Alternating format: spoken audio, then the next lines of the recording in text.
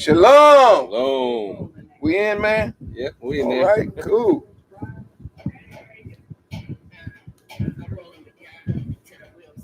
Wheels fall off. Shalom, shalom, shalom. Y'all can come on. Let everybody know class is in session. To the 12 tribes. Scattered. Not long. No, Scattered. that's right. Worldwide.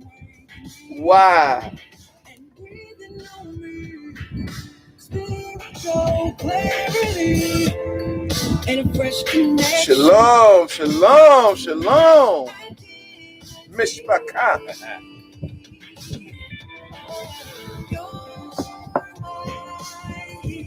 And welcome again to Restoring Our Identity.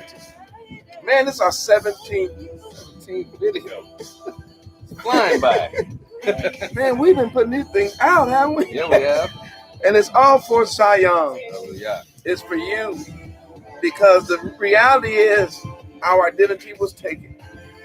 And then they had nerve to replace our identity with this old nasty culture. Come on. This old heathen and animalistic culture we live in, called the Western way, or the Western culture. When our culture is biblical. All right. Our history, Zion, and our culture is in this Bible that y'all call, this book y'all call the Bible. This is really your history. This is your culture, and all of this written in here. This is about your ancestors, your cousins, uncles, aunties, and in some instances, your very grandmother, grandpa. This is your book, and the language of this book is Hebrew. That's right. You're not gonna believe this, man. So I'm always trying to study up until the very last minute, right? Because I'm trying to teach Zion, and I was doing some research on the KAPH, right? Okay. So one of the writers, one of the guys I was doing the research, he claimed to be, a Hebrew, a Yehudi, right? But he said that you're not necessarily, or he said basically didn't even mention the New Testament because they believe it was written in Greek. Now, come on, man. First of all, have we exposed, I'm not about you and I, have we exposed the root of the Greek language? Right. For Zion, oh my goodness. every video that we've done so far, we've shown you that the Greeks got their letters. And we're going to show you even more. They even got some of their concepts from us. It's not the other way around. No. And so to say that the New Testament was written in Greek, when about 38% of the New Testament is a word-for-word quotation of the Old Testament, then it has to be written in Hebrew. Right. And then we have those instances in the New Testament where it's written in Hebrew directly. Yes. Not in Greek. We don't get a Greek word. No, you get a transliteration, a straight across word like Abba. And I could go on and on with that because I want you all to know something, Zion. My glasses on. They know this whole book, but in order to there we go, that's better. In order to try to get us to bow down to like the Greek, right, and to make us think Greek, they act like Yah made some kind of like super shift, from the black Hebrew Israelite to the white European C-shirt bourgeois. So Old Testament, evil black yard, Right. evil black. You know what I mean? In the New Testament, we get the European white Savior, who little and soft, and mild, and won't harm a flea. Everybody's coming. Woo! All come along.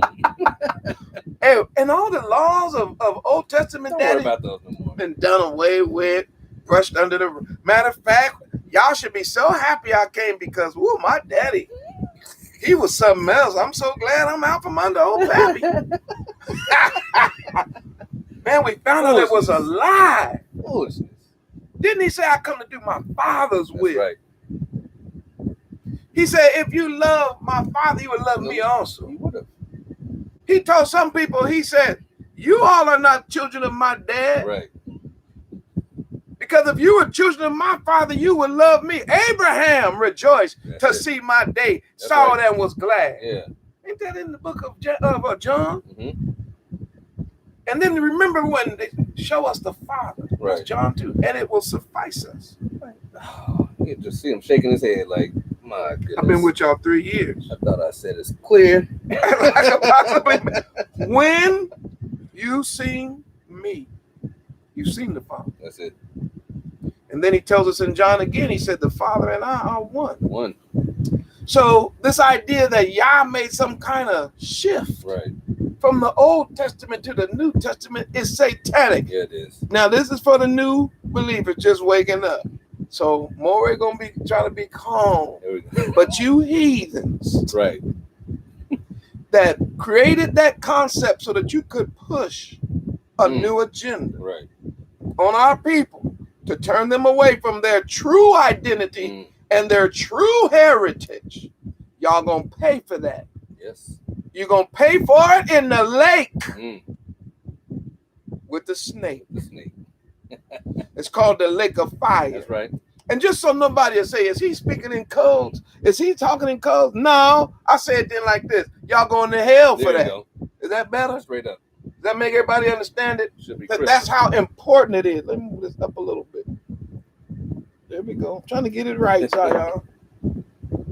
That made it worse. Man, what are we doing, man?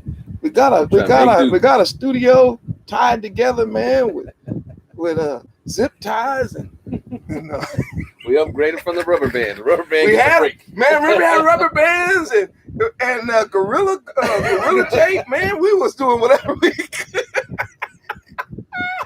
But was we trying to get this word out though? That's it. We didn't let none of that stop us. Like I always talk about the prophets at the school of the prophets when they was together. They didn't even have an axe head. It was borrowed. It was a borrowed one. They was freaking out, lost that thing in the water. And in the Book of Kings, he lost that in the muddy Jordan River. So we got a little more than a little rusty axe head. Yeah. And so we're gonna move on. And Todah Rabbah, by the way, mention these rubber bands and duct tape. I might as well say Todah Rabbah to you that support the work of the ARK, the Awakening Remnant Koalition. Without you, this cannot be done. Without you, we couldn't get this equipment. Without you, we couldn't put this out. Without you, we couldn't even do the research and the in-depth study that we do. It's because you all are kind enough to support what we do, so we can support our families and things like that, and we can have time to really study and get into the word to help you. All right, so went on this rant to tell you something. The heathen knows something that he haven't taught us. Oh my goodness. One of the things is that as a man thinketh, so is he. So if they can convince you that the New Testament is Greek and that it comes out of a Greek mind, then they can have you thinking Greek. That's it. Which is almost the opposite of the biblical Hebrew. Right. So that you will read the Bible and come away with the exact opposite of what it's teaching you. That's because you're trying to learn it with a Greek mind. That's right. I'm going to give a few examples, then we'll get to this cough. He says, remember the Shabbat and keep it holy. What did the church say? See? The exact opposite. It's the exact opposite. Say we don't even keep the Shabbat. No, they moved to Sunday. He says that my laws shall be in your heart and in your mouth.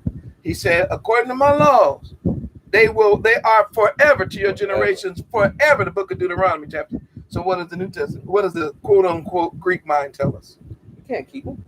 Don't worry about them. See, Sweet has done it for you. See, I can go on and on. I could say, what about the diet? You know, he tells us, he gives us chapters in the Bible. For sure, we got, what is that? Leviticus. I think chapter 11 is our dietary laws, right? So what do they tell you in the New Testament? In the churches. Well, they misquote Paul so many times, and Mashiach for that matter. They add in their little footnotes. He made all things clean. And he said, what? Just pray over it. Right. Now, y'all go out there. If you believe that, you go out there and trap you a skunk. Quickly. And pray over it. And then eat it and see how it tastes. Tell me if it's good and if you get healthy. If you end up being like, oh, I'm going to go on a skunk and water diet. You'll be a skunk cleanse. You know that. Yeah, I'll be on a skunk. You know good and well. Y'all ain't clean no skunks. Never. Because I ain't seen it on never one of y'all's menus. No. Everybody I've been to their house, you have never said, would you like some fresh skunk? Our kids love it. There's only a little bit left. They've been eating on skunk all day. Rump of skunk. Skunk shank. Y'all not eating no skunk. Jelly. Ain't nobody eating no skunk. So we know that obviously y'all, I don't matter how much you pray over that skunk, right? So how you think it's gonna work with a pig? Come on. How you think it's gonna work over shrimp and lobsters? That's right. If it don't work with the skunk, it don't work with them. That's right. In other words, y'all's dietary laws have not been done away with. It can't be, first of all, because it's a law. Right. But second of all, it's because Hebraically speaking, y'all made everything after his kind. That's right. And he set certain things apart for human consumption that'll be healthy for us, and other things he made after its kind to do their job of cleaning the dirt and the nasty and the stuff of the earth. Right. That's right. But I'm saying with the Greek mind, oh man, you will try to weasel away some kind of way to get you a good little skunk sandwich. But with the Hebrew mind, man, we like, oh, hell no. Because we know that there's something wrong with that. Right. And all I'm saying is they're trying to push a Greek mind on you, Zion. So that every time you come to the word of Yah, you want to run it through what you think or how you feel. And that's Greek. So that's why there's 41,000 different Christian and Catholic and other denominations of religion in the world today. That's right. But there's only one Hebrew Israelite faith. It is the Torah. That's it. And it is Haha. That's right. And based on that idea, based on that fact, then I'm going to use the word my mama used to use. She was an English major. She said, it behooves us. That's right. To study the language. Get in line with it. To learn the language that the Bible was written in. Right. And what we're doing here is for the new and newlywed. I wish I would have caught this, man. Oh my goodness. Would have had this instead of all them years of vacation Bible school and Sunday school. I was Kojic. I don't know how many Kojic folks are. YPWW is young people, willing workers. We had Baptist Training Union, and they called it BTU. But a preacher came and he had been drinking, and he said, "Well, I'm so glad to be here in y'all's BUT." So every Sunday night you're gonna see me in somebody's BUT. Oh no! He was like, "Hey, Reb, don't you mean?" Oh, forget it. Every Sunday night you go. Every Sunday. So all I'm saying is, man, they didn't teach us the alphabet, Gimel, Dalet. Hey, we didn't learn the alphabet. Could have helped us. So how can we learn the scriptures if we don't even know the base of how the scriptures were written and how they go together, the words and make the sentences that make the chapters that make the books? Right. It's right in that Psalm 119 and all this. I told you how we used to have to open up the Bible and put it on the altar to display it. And that was the Psalm the chaplains like this to put it on a lot of times, Psalm 119. And right there, the first thing you see is Aleph. before any words. And then you see the bet, you see it all broken down, but we're not going to talk about it. But they never taught it. Not once.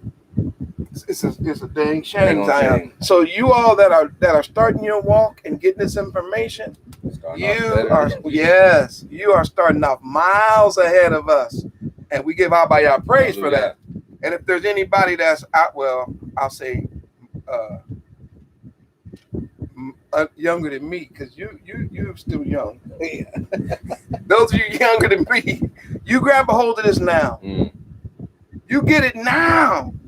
Put it in your spirit and teach it to your children, because they won't have to struggle through the things we had to struggle through trying to understand script. And we'll talk about that a little bit later also. So today we're going to deal with the KAPH. I'm waiting for everybody to get in the room. All right, it's 141 people in the room. It's time for us to get into this thing deep. And so we're going to look tonight at the KAPH. Where's that letter at? Where do we put it?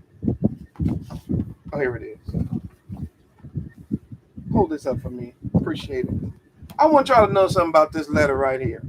First of all, once again, Toda Rabbah to Jasmine Hananiah from the Hananiah Project, who put out these cards, because the KAPH, she got the palm of hands on the cover, is exactly right, because that's what that letter represents. And remember, y'all, as Hebrews, our focus is function. So you will see the function of the palm of the hand. You will see it means to open. You see a palm. You will see it means to allow. It also means to give power to. We'll look at the idea to suppress, like if you put your hand on something, to hold it down or to suppress it, or actually to guide it or direct something or someone. And of course, the word to lift and to cover. So to cover something with the palm of your hand. Like if you got a fly flying around and you don't want it to get on your cup, cover that quick. What's the first thing you're gonna do? You're gonna put your palm over. So we had a letter, Zion. We have, not had. Right, that's right. We have a letter that represents all these wonderful functions of the palm of the hand. Now, before we read the academic portion, let me explain to you that we have made it halfway through our letters. For we have 22 letters in the alphabet. That's right. And we are on number 11. That's right. Woo! Yeah. I knew we could do it. And all of you who've been hanging in there, put an 11 in the room for making it to letter 11. Put an 11 in the room. Let the whole world know we're learning our alphabet. See, when we first started and it was 22 letters, that sounded so like such a monumental task. Right. 22 letters, 22 but we've done 11. We only have 11 left. That's it. Then what we gonna do? Start putting the words together. Yeah, then we will spend a couple of times showing you how to put these words together, Zion. Wait, man, look at these 11s. These 11s represent people who've been learning their letters. And are getting these 11 letters. And remember, we're not doing no 10-minute video. Right. Like the commercial Little Dabba Do You. No, this ain't no one tic-tac time about type. No, we trying to restore our identity. That's right. So the videos go long so that you can go over them at your leisure. You can spend time during the week. This is not these videos are not just made just so you can watch it one time. Right. But we're hoping that we put enough information that it can carry you for years and years and years to come as you learn the alphabet. All right. So remember all those definitions. The KAPH, it has a sound, has two sounds. One sound they say is guttural, and as I told y'all before, I just don't believe Hebrews did a whole lot of right. Yeah, make my throat hurt. Right. We're a little smoother than that. Now the Europeans came down doing that, man. They've been doing it their whole life. That's how they talk. Go up there, man. Be like, hey, Aki, you need to spit or something? You good? Need some water? That's just how they talk, though. I went to the Holy Land and hear no whole lot of that. Not from the natives. Right. Not from the Aborigines. That's it. But from the Europeans that was there. They brought a little home with them. So I gotta say, this letter has two sounds. One like a K. The other is be like a KH. Okay? So in our words, you're gonna see those. And of course, the KAPH is one of those letters. This is a beginning class, so I don't have to go deep on this. That has what's called a Sophie. And that means in the beginning of a word or in the middle of the word, it will look like this. But at the end, if this letter shows up at the end of the word, it has a final form, and it's this. Don't confuse this with the Dalet. Right. The Dalet looks like this, except the line stops right here. The KAPH Sophie, the line is way longer. If you had an imaginary line that went right here, this goes way past that imaginary line. That's how you know it's a KAPH Sophie and not a Dalet. All right, so I just want to put that out. We'll speak about that later when we get into more grammar. But for now, I just want you to know you're going to see it in two forms. In the beginning of a word, in the middle of a word, at the end of a word. All right, and it's the same letter, says KAPH, but it's Sophie, just means it comes at the end. All right. Got an update from Z saying the prediction calendar, for those of you who are asking for calendars, the prediction calendar is on awakeningremnant.com. If you go and look under feast days, you'll see it right there. The calendar is right there for 2020. Hallelujah. Matter of fact, remind me to post that on each video that we do up until the feast days start, because it's important that we get those feast days correct. And Toda Rabbah for the workers over at Royal Roots that's helping us with these calendars and these days, and we are using their material. And as I mentioned before, Toda Rabbah for those of you who support the work of Royal Roots, because doing great work in the kingdom, and we really appreciate it. All right. The KAPH. All right, we are always going to do the academic first. Read it right out of one of the books of one of these men who have been all up in our book, man. Studying our history and our research, doing research and writing it down. Yeah. Now, it ain't made it into your first grade yet, second grade, third grade, high school, college, but it's made it into our hands. That's right. And man, we teaching Zion as fast as we can. That's right. All right, so we're on the KAPH. It's the 11th letter of the Hebrew alphabet. All right, so let's hear it. All right, KAPH. Oh, we're on page 26 for those of you who have the book as well.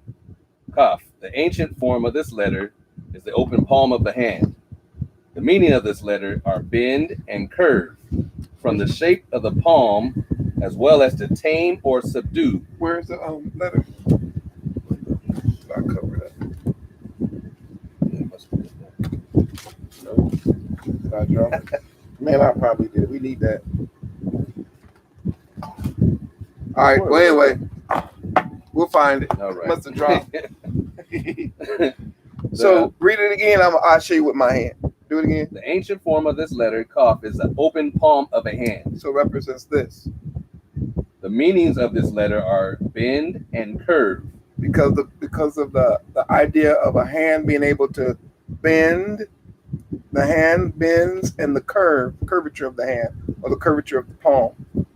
As it says, all right. From the shape of the palm, as well as to tame or subdue, as one who has been bent to another's will. So that is when a person's hand is placed upon another person's head. And I have an illustration of that. I'll show it to you. Excuse the illustration, y'all know. But here it is. So the idea of when a person is placed their hands on another person, it represents something as far as authority or power being transferred. We'll get into that a little bit later on, but that's the idea, okay? The modern Hebrew name for this letter is KAPH, a Hebrew word meaning palm, and is the original name for the letter. Okay. The letter is pronounced as a K, as in the word kaf. when used as a stop or as a pronounced like a hard German name, Bach. German. There we go. So they got to put it in there. Got snuck it in there. Bach, as in German, as in the word yalach, to walk, when used as a spiriant. And I had to look that up because that means a consonant sound that comes out with breath coming out. So that's how you make that sound. Right. And again, that's still up for debate. Right. Because a lot of this stuff came out of Right. some of them sounds. Yeah, that's it. All right, come on. The early Shemitic KAPH evolved into the middle script. So we went from the palm to the middle script version. So here's the palm of the hand. That's the picture of the original that became the middle script. The letter continued to evolve in the late Shemitic script and became the modern Hebrew. It looks like a backward C almost there. Here. And the final KAPH, Which is here.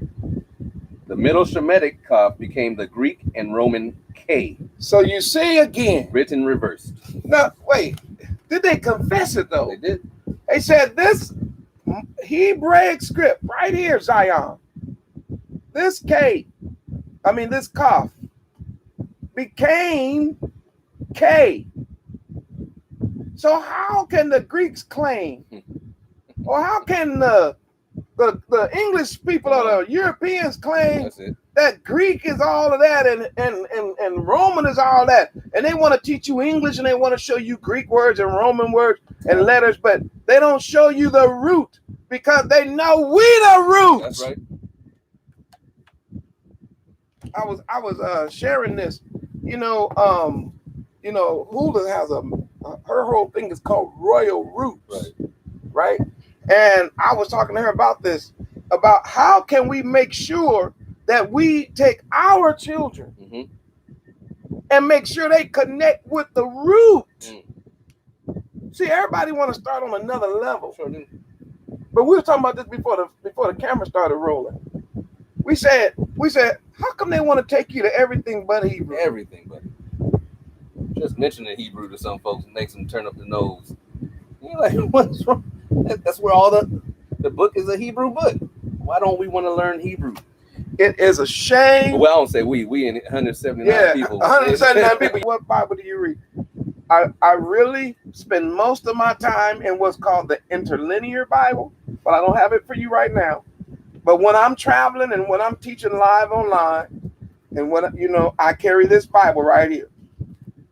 It is in King James Version.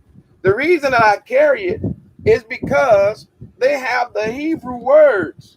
Many of them are underlined with a Hebrew dictionary in the back. Right. Now, here's my point. What would make a person know that this book is in Hebrew, but then tell you the Hebrew don't matter? Right. But everything they get from the Hebrew. Same thing they do with the Torah.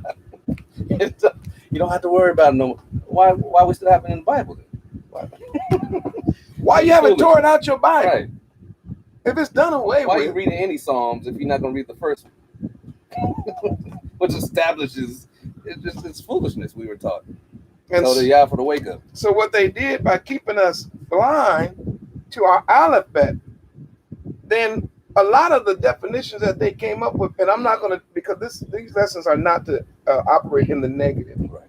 It's for the positive, but I could show you all how they have lied and twisted many words in our Bible because the Europeans didn't know, a lot of them didn't know Hebrew.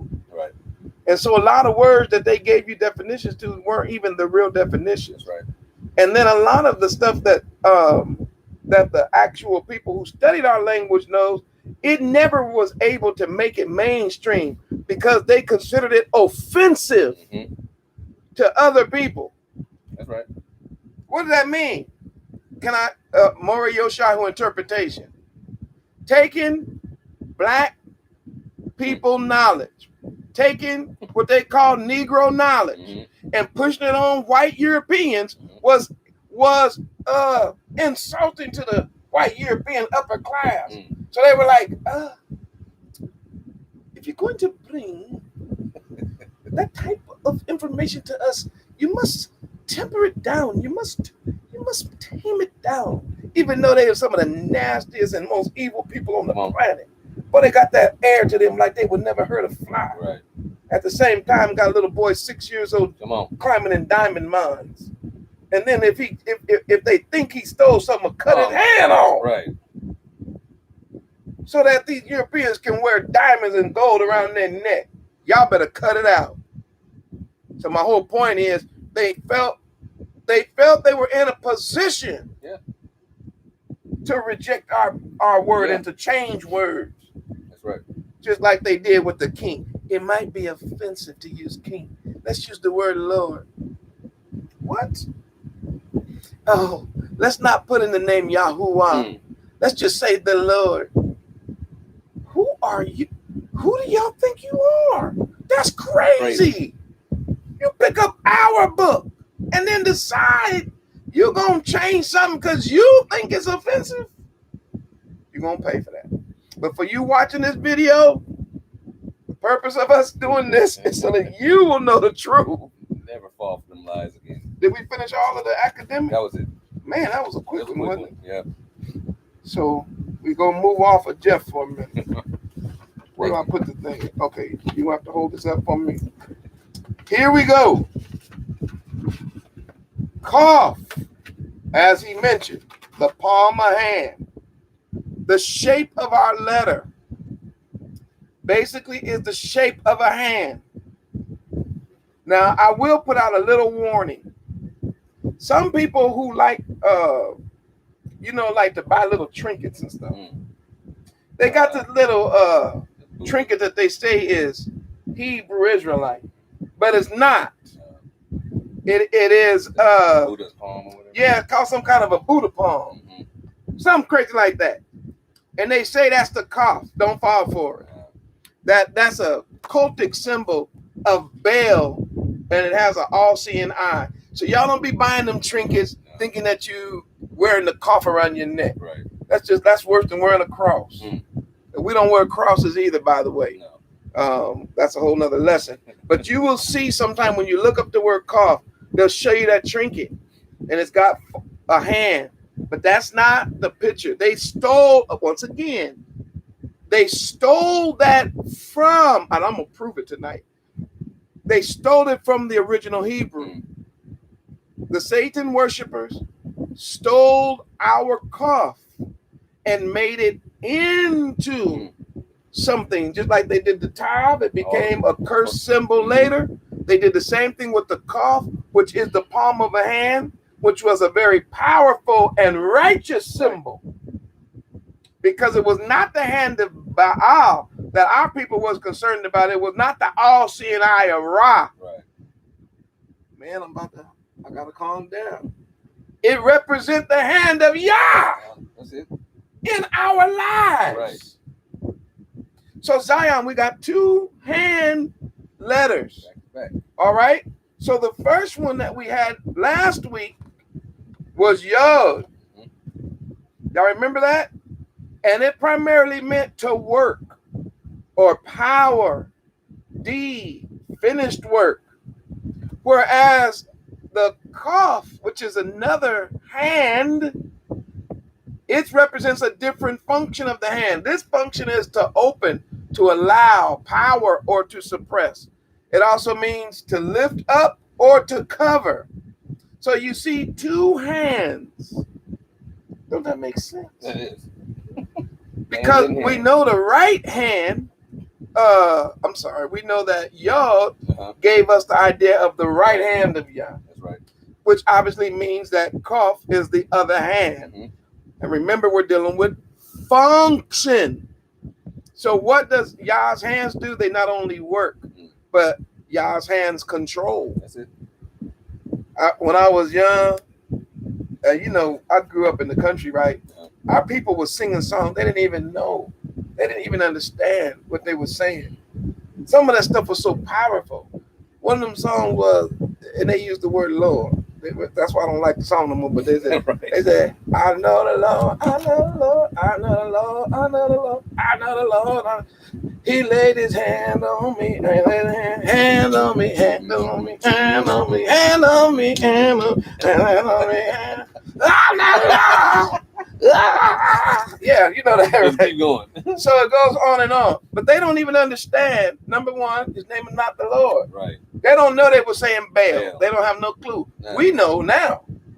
Because I was playing that song on the piano and organ. It was shouting, man. No, Are you kidding me? keep going. But on watch like this. But the cough and the laying of hands, listen to me, Zion, is Hebrew. It is. They were singing it in the Christian church, but it's not Christian. It's Hebrew. The root of laying hands, which is to transfer authority or power, or to take a person from one state and then they have their hands laid on them. Right. They're then moved to another state or another level to lift up. That comes from the cough. You got it. That comes from the cough. That's your picture. So really, yeah, there you go. So really, we're talking about, when we deal with the cough, we're talking about, I know Yah has laid his hand on me. Yeah. See, we don't deal with the satanic words anymore. No. We know that a Lord in English is less than a king. Less. Far less. So why would we even refer to him as a Lord when we know there's a greater word, which is king? You do know in the Hebrew there's another word too, malek, represents a king, but we'll get to that later. So another picture. Can you hand me that good vibes only cup up there? It should be empty, is it? Yeah. Okay. That's right. Another picture of the cough is a cup. Zion, write that down. That word. Same word. Cough also is a cup. If y'all understand, I ain't asking to put nothing in the room, man. We just been teaching. Woo! I tell you what, this must be getting good. Put a where we at? Put 11 in this chat again for the 11th letter.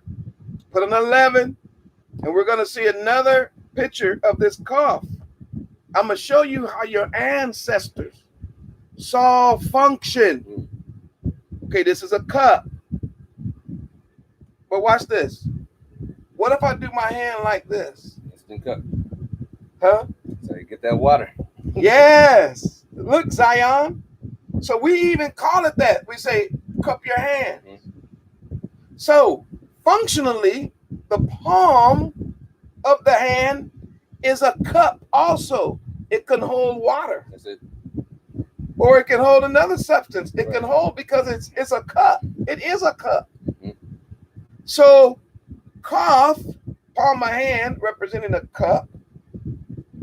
Cough can be an actual cup. And them 11s is in the room. So if y'all got the cup concept, put a 15. If y'all got the cup concept, put a 15 as you can cup the hand. You can have an actual physical cup. Notice if you had a cutaway of this cup and it was on its side. That's how we get the cough. Where's my extra piece of paper? Oh, yes, I did. Okay. So I'll show it to you. Oh, you got it right there. Right. So if this is a picture, so if this is a cup, very simple. Or it shouldn't have see there that art thing in me coming out, man. It's ridiculous, man. I need to get rid of that. So if you have a cup like this and you turn it to the side, that's cough. All right, so it's the cup turned to the side. That's important, Zion. So write this definition down. That the cough has something to do with the pouring out. Okay, write that down. We had a letter that has something to do with pouring something out. Just like if I had something in my hand, like a bunch of seeds, and I poured them into on the ground, or if I had some water and I poured it into a cup, or if I squeeze some lemon juice, you know how they be doing. Right. Old folk used to measure like that, man. Right. They put it in this hand, they look at it, then they pour it in. Mm-hmm. So we have a letter that represents that particular function of the hand. Remember, the yod represented power, strength, and work, but that KAPH represents another function, another side that we'll get to.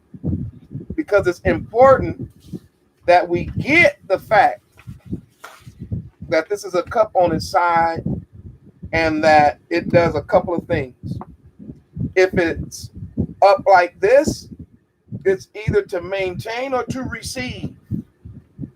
If it's turned on its side or turned over, it is to pour out. Right. So then our letter has to do with receiving from the Most High Yah. It also has a picture of Yah pouring out something. All right? So it's a very beautiful picture. If y'all got that, put a 21. I'm going to give you one more. Well, I'll give you a couple more, but another definition is cover. All right. So another way we look at the KAPH is the idea to cover. All right. In your hand, palm of the hand. If I had something in this cup, didn't want it to get out or don't want something on it, I could cover it. So y'all see how that? You see how my hand can completely cover this cup? One, because that deep go. But another reason is just because that's what the palm of the hand does. We cover a lot with the palm of the hand. All right, it's functional. Somebody said, "Man, cover your mouth, cover your nose. That's it. Cover your eyes, cover your ears." See, each one of those coverings are done with the palm of the hand. That's right. Does that make sense? Are we breaking it down so that Mimi can get it? That's it. She got it. She got it.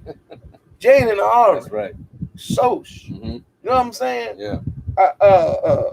I'm trying to help the babies, the nieces and nephews understand that you could get the KAPH functionally means to cover. So we have another word that begins with a KAPH, and it's our word for crown, like a crown on the head. Okay? So our word is kifa. Excuse me. Kifa represents a crown. We would use the term a hat, but it's more than just a hat. Right. A crown represents a person. A crown is placed on a person who has received authority to do a particular thing or not to do a particular thing. And restrictions. Right, because especially when we talk about Hebrews, our kings, right? Right. Did they have all power in heaven and earth in their hand? See, we didn't believe in that kind of sovereignty. No. Our kings were always under Torah, right? Always. The righteous ones. The right. Oh my Someone's bucking it. Yeah. Well, put it like this: they were supposed to be reading from their own handwritten Torah day by day. That's right. So that even our kings didn't have final say, right? So didn't. No. Yah had final say. And even though the Europeans and other cultures have stole our KAPH to represent crown, they took it out of its Hebraic meaning. And one of the words for kifa, one of our words, and I'll get to that in a second, that when you put a crown on your head, it was to represent you have an authority over you. That's right. That's right. Ain't that deep? The European took it and said, if I got the crown, I got all authority. Woo, you devils, you. Boy, I'm going to tell y'all something. You took the Bible, you twisted it, And I know they got religions out here, right? Mm-hmm. To where their leaders claim to be the voice of Yah on planet Earth, and that they can override Torah and override Yah. Mm-hmm. Man, some of the ancients say, what do they call them people? They said we have some ancient rabbis who they got a name for them, sages or whatever. They'll say the Bible says this, but Rabbi so and so said this. You'll be like, so you gonna take this person's word over Yah? In that Talmudic thing they do. Right. They have authorities above Torah. They do.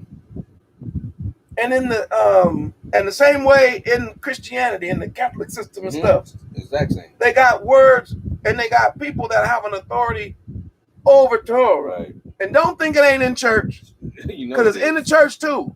That's why you got people who said, Torah said don't eat pig, but you can do it if you want to. Torah said we got to celebrate, keep the Shabbat, but you don't have to if you don't want to. So this idea of a crown, a leader who is crowned, when it came to Hebrew thinking, remember, we are not pagan. No. We are not European. We are Hebraic. And that's why I'm giving you these lessons, restoring your identity. When we received the hat, the kifa, a crown, right, on our head, it was a constant reminder that Yah was above us. Right. Does that make sense? Complete. It represented not that I'm in authority. Right. It represented that I'm under authority. Man, I said a whole lot right there. Yeah. Woo, we need a 27 in here, and I need a drink behind that one of water. This is water. This is water. Being poured out. There you go. See, I'm using the cup. In the cup right now. To quench my thirst as we teach. If that make crystal clear sense, that our kings have always been, now I'm supposed to be, first among equals. That's it. That's it. In other words, I may be first, that Yah's using me, because we already dealt with that word that means to be the first chosen, or it represents, it can have something to do with status or importance and all that, right? We all supposed to be servants. But we all gotta be brothers, right? We're supposed to be servants of Yah. And we gotta serve, and don't we serve Yah by serving each other? That's it. So watch this, Zion. I'm gonna prove it to you. Let me prove it to you. So here I am, a More, right? Do you know right now I'm serving you? I'm working for you. That's it. You know how much research I had to do to put this lesson together? Hey, I'm doing this all for you, Zion.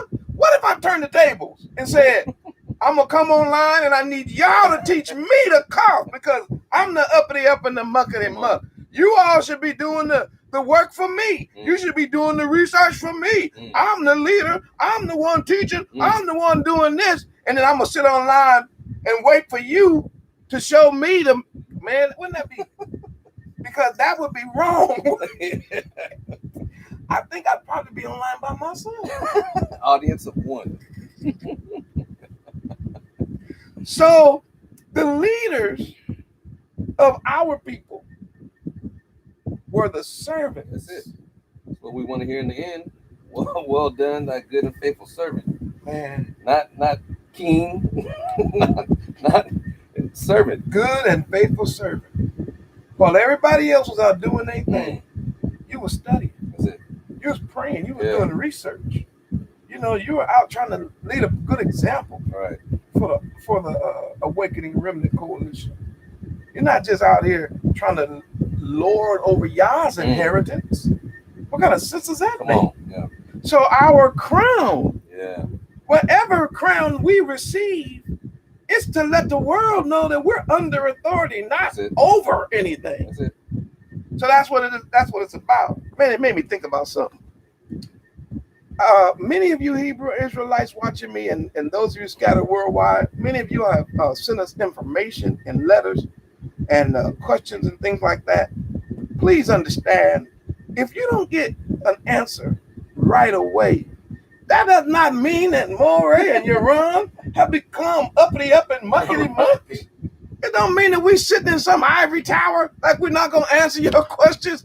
It might just mean we got 1,000 questions, and yours came in at 1,001. Right. Do y'all know how many people online right now? Man, there's 211 people in the room Right now. in a study. If just half of y'all asked a question, that's 100. I can't do math. That's 105 people. You know what I'm saying? So please understand, I don't like to just give little. I like to write people back if they got a serious question. Yeah. But if it's a delay, Zion, it is not because somebody thinks that they're higher than you or below you. No, we side by side. And we understand that as we learn. It takes time to understand these concepts. And I'm almost 11 years in. Right. And how deep are you in? A little over 4. This 4 years for you. Man, are we still trying to grasp these concepts ourselves? Still. So Every Zion, be patient with us. Please don't think that that's happening, because it's not. I want you to know we understand the KAPH. All right. Now, that word kata, which is also related to kifa, crown or hat, represents obviously that we recognize authority. And there's a New Testament. I hate to use that term, but I know this is a new class. So in the New Testament, you're going to find what is called. Paul is going to talk about head coverings, right? And you're going to notice that at the end of his statement, he's going to say, but when it comes to us, we don't have any such laws or any such customs. Because I know that there's a lot of people, man, who spend a whole lot of time on head coverings. And they read Paul and they say, see right here, Paul said this. But if you continue to read the Bible, he said, but we don't have that custom. No. Now, when Paul said we don't have that custom, but we don't have that custom, what he was saying is there is no Hebraic laws concerning head covering. That's right. So then where does he even get the idea of head covering from? It comes from a KAPH. That's it. It comes from this letter. Where'd I put it? It comes from this letter. So there is a principle here, not a law. That's right. And I want you to know there's a difference between a principle and a law. Right. The principle that he's trying to make is that every woman should understand she has a covering. That's it. Now, if she wears a hat, or if she wears a head wrap, or if she wears a woven basket 10 feet tall. Right. or as Paul says, her hair even. Or even if she uses her hair. The whole point is she's supposed to understand she's under authority. That's right. So what's the point of having your head wrapped, sisters, and you running your husband? Come on. What's the use of wrapping your head and you can't take advice? You can't take any instruction. You wrapping your head, but yet you the head of your house. Come on. So you see, wrapping your head is not going to do no good if you don't understand the principle. That's right. I would rather have a sister who never wrapped her head, but understood submissiveness and understood who was in authority and who has actually been given that authority by Abaya. Right. So that you don't usurp that authority. Yeah. Matter of fact, I'll take a sister with no hair that understands that. Come on. Over a sister with hair dragging the ground and a wrap to the ceiling. Come on. It's the principle. That's it. And then watch this. Matter of fact, I better put a number in here because I'm going to lose about 200.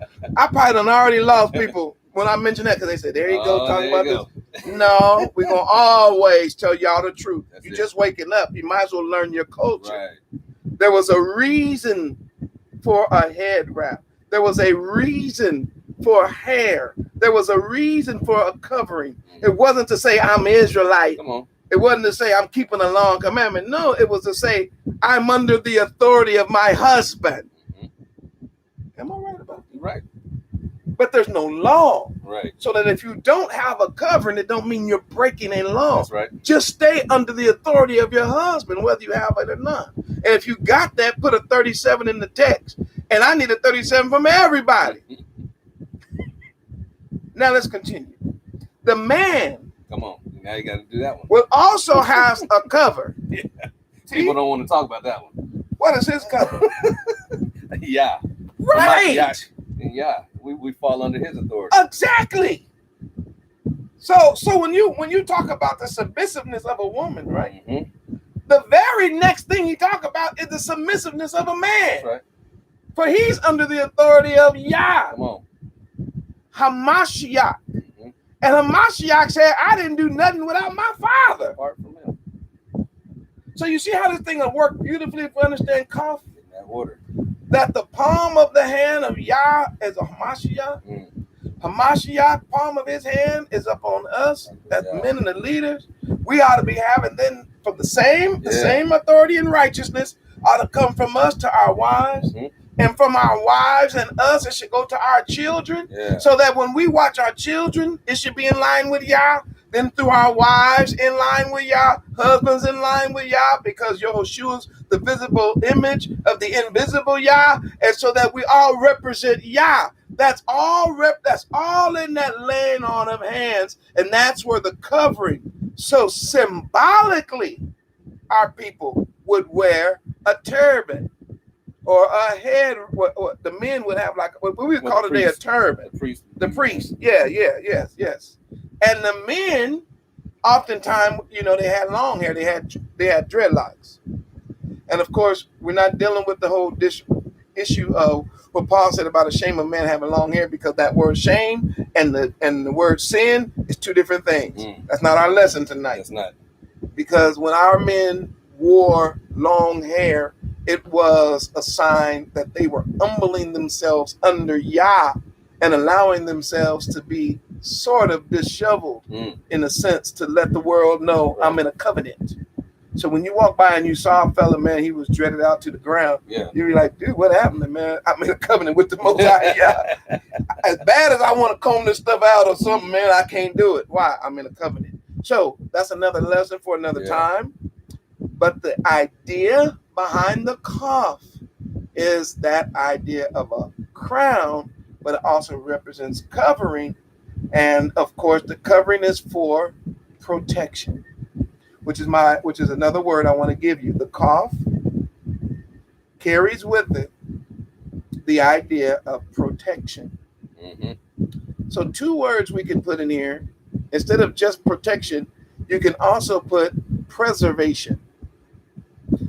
So there is a KAPH to cover, to protect, but you're also trying to preserve something. And man, there's so many verses. Even right now as I'm talking, man, stuff is running through my head. Like the hand of Yah over the head of his nation Israel. So we have a question that I guess is pressing in there. Someone asked what about unmarried women? Mm-hmm.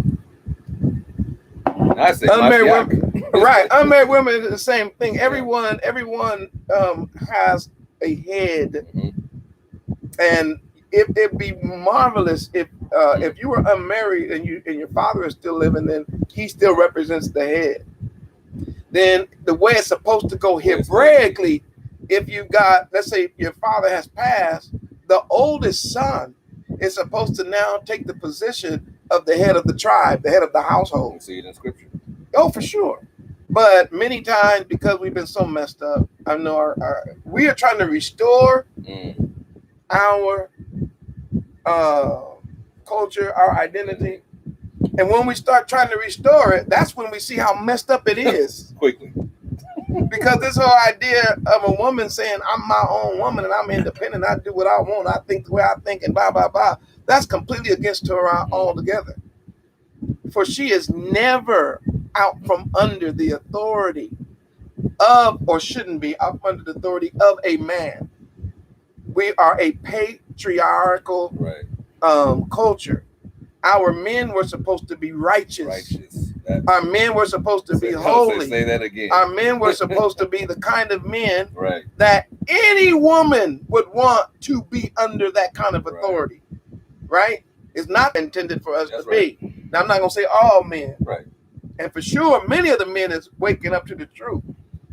Are finding they're finding their identity now. Right. They are turning now back to their Hebraic and their cultural identity. And listen, man, I get it from all over the world. Yeah. Brothers' whole lives are changing. And they're finding something. They say, man, the best thing in life is when I started keeping Torah. That's right. And leading, right? But now that I got the laws, statutes, and commandments, man, it's making I'm not saying it's perfect. Right. We're not there yet.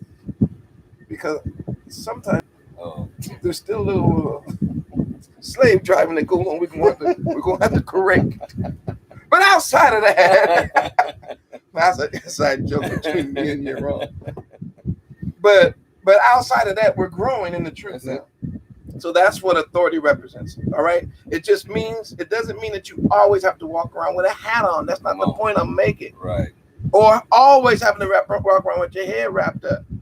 What's the point of the hat and the head wrapped up if you personally are not under the authority of Yah? Yeah. If you're not under the authority of, say, your father, or if you're not under the authority of a matriarch of a patriarch of your family. All right. So again, this is a Hebraic definition. It represents the principle that no one is autonomous. Right. The principle is we are all under authority. All right. That's what that whole thing means, that you never forget. We are all under the authority. And of course, the ultimate authority of all of our lives is Abba Yah. All right. Now, let me move on because I got a little, how deep we in here? Man, do you know we done made an hour already? We have so many questions apparently popping up. Are we in an hour already? We are. We got to move forward. What's the next question? So we had a couple of them. So all right. One of them says, I'm not trying to debate, but I have an honest question. Is it okay for women to teach men and women? The scriptures are really clear that a woman is not to usurp authority over the man. There's a difference between, and again, Christianity and English is jacking up our Hebraic roots. There is a difference in Hebrew between a teacher and authority. Right. All right. So that a woman can teach a man anything that she knows that he don't. Right. Is that right or wrong? Most of our teachers have been women. Man, please let me tell you something. I know Momma Nia, she probably not watching this video, but if she does watch it, you know, she is a master cook. I'm talking about who does Mama? Man, it's like art. Right. It's a masterpiece. Yeah, it is. I wish I could explain it in a way that the world could understand what goes on when she step in the kitchen. The whole mood change. Right. And everybody is like, let's watch the master at work. So do y'all think you don't think I've never gone in the kitchen when she was in there and say, hey, so how do you do that? And then most of the time her answer is always coded. Right. I've been doing this so long, I just take a pinch of this and a pinch of that. I'll be like, how much is a pinch? Right. You gotta feel it. She said, just a pinch. How much is a pinch? Right. Hey, because I'm trying to duplicate it. Yeah, right. You want to replicate so it. Wait a minute. In that sense, she'll say, do you want to do it? And I'll be like, I won't. Yeah, show me. So she'll say, okay, look, go get the bowl, go get this. And we've done this together. Now, of course, mine don't come out like her. Right. But she still taught me how to do it. Right. Does that mean that now she's my master? Does that mean that she's my boss? Does that mean that now I'm her child? No. None of that. No, none of that. None of that. But can she teach that to me? Right. Of course. And if she's teaching sound doctrine, sound scripture, where's it? So, but there's a difference between now when we start talking about authority. Right. Now we're dealing with a whole nother thing. Because authority also carries with it teaching. But authority also carries with it obedience. Come on. All right? Yeah. So you will find in scripture where it says for the wives to obey their husbands. Mm-hmm. It never says in scriptures for the husbands to obey your wife. Why? Because now we're dealing with authority over teaching. There's two different things. All right. So if that's a whole nother lesson, we're not dealing with that tonight. But authority is powerful. And that's why when you've been given authority, to whom much is given, the scripture says much is required. Right. All right. So there's the picture of it being that authority. Passed on. And I got the notes. We're gonna deal with that. Okay. So then to crown something, dealing with the KAPH, to crown something in Hebrew does not mean that the person with the crown becomes autonomous. It represents that person is now under the authority. And of course, if it's our king, he's now under the authority of Yah. And why does that work out so beautiful? Because if we have a king who's under the authority of Yah, then he's going to rule the kingdom under the authority of Yah, and the whole kingdom will be under the authority of Yah, which then breaks down to each family under the authority of Yah, and then it breaks down to every individual. So then you have a nation of kings and a nation of priests. You have a nation of what Yah calls the righteous. And it's because the leadership who wears the crown is righteous. So in our culture, in our history, we can see it as plain as day. When our kings operated in righteousness, our nation then would turn righteous. That's right. When our king will operate in unrighteousness, our whole nation would, except for a remnant. That's it. Because we always would have a remnant. Like, nah, cuz. Because we're all family, right? We go up to the king in a minute. Hey, cuz. Because he's our cousin. We might even say, hey, our key, because he's our brother. In our culture, we could talk to our king. Right. First among equals. That's it. You know what I'm saying? We still respect him. We stay, oh, king, we give him his props. Right. But we're going to still talk to him. That's it. So you did what? Before him. Yep. You want my kid to come serve you and do what? Come on. Y'all about to fight a battle, and so did you talk to anybody? Have you prayed? Right. See, we didn't have dictatorships like the Europeans do, and like some Hamitic culture. Our Semitic culture, our leaders understood the idea of what a KAPH is. All right, that letter carries with it certain words. And one of the ideas that when he wore that crown, it represented he was under authority. Now, why I had to put that out, because I wanna take this message a little higher before we get out. If everybody understands the idea of that crown, put a 40. Did we say 47? No, put a 40 in the text. Put a 40, and I'm gonna give you another level of understanding of the KAPH, and then we're gonna try to not gonna keep this video too long. Put a 40. I want to give you another level of KAPH, and I want to show you that the KAPH, when it comes to like kifa, or the word that relates to that which goes on the head. The head in our language, when we get to Resh, we'll talk about it. The head in our culture represented the intellect of man. That's right. His thoughts, his smart, his creativity, his creative abilities, his intellect. So when our men, when it came to the KAPH or the kifa, when it came to that which was placed on the head, it represented that Yah has a higher plan for us. I need you to write that down. that Yah has a higher plan. Okay? And I'll give you a word that'll help cement this into your mind. And that is the word potential. That's right. Okay? Write this word down. Potential. Potential is the word. It's koah in Hebrew, and it's spelled with a cough. Potential. Potential. I know I'm from the country I speak. I need to slow down. Potential. The cough represents potential. Yeah, it does. All right? And it's so interesting that the cough is spelled cough pay. And we haven't dealt with the pay yet. But pay is mouth. Cough represents palm of hand. So one of the words for potential is spelled with a cough. All right? It's koah. Cough hey.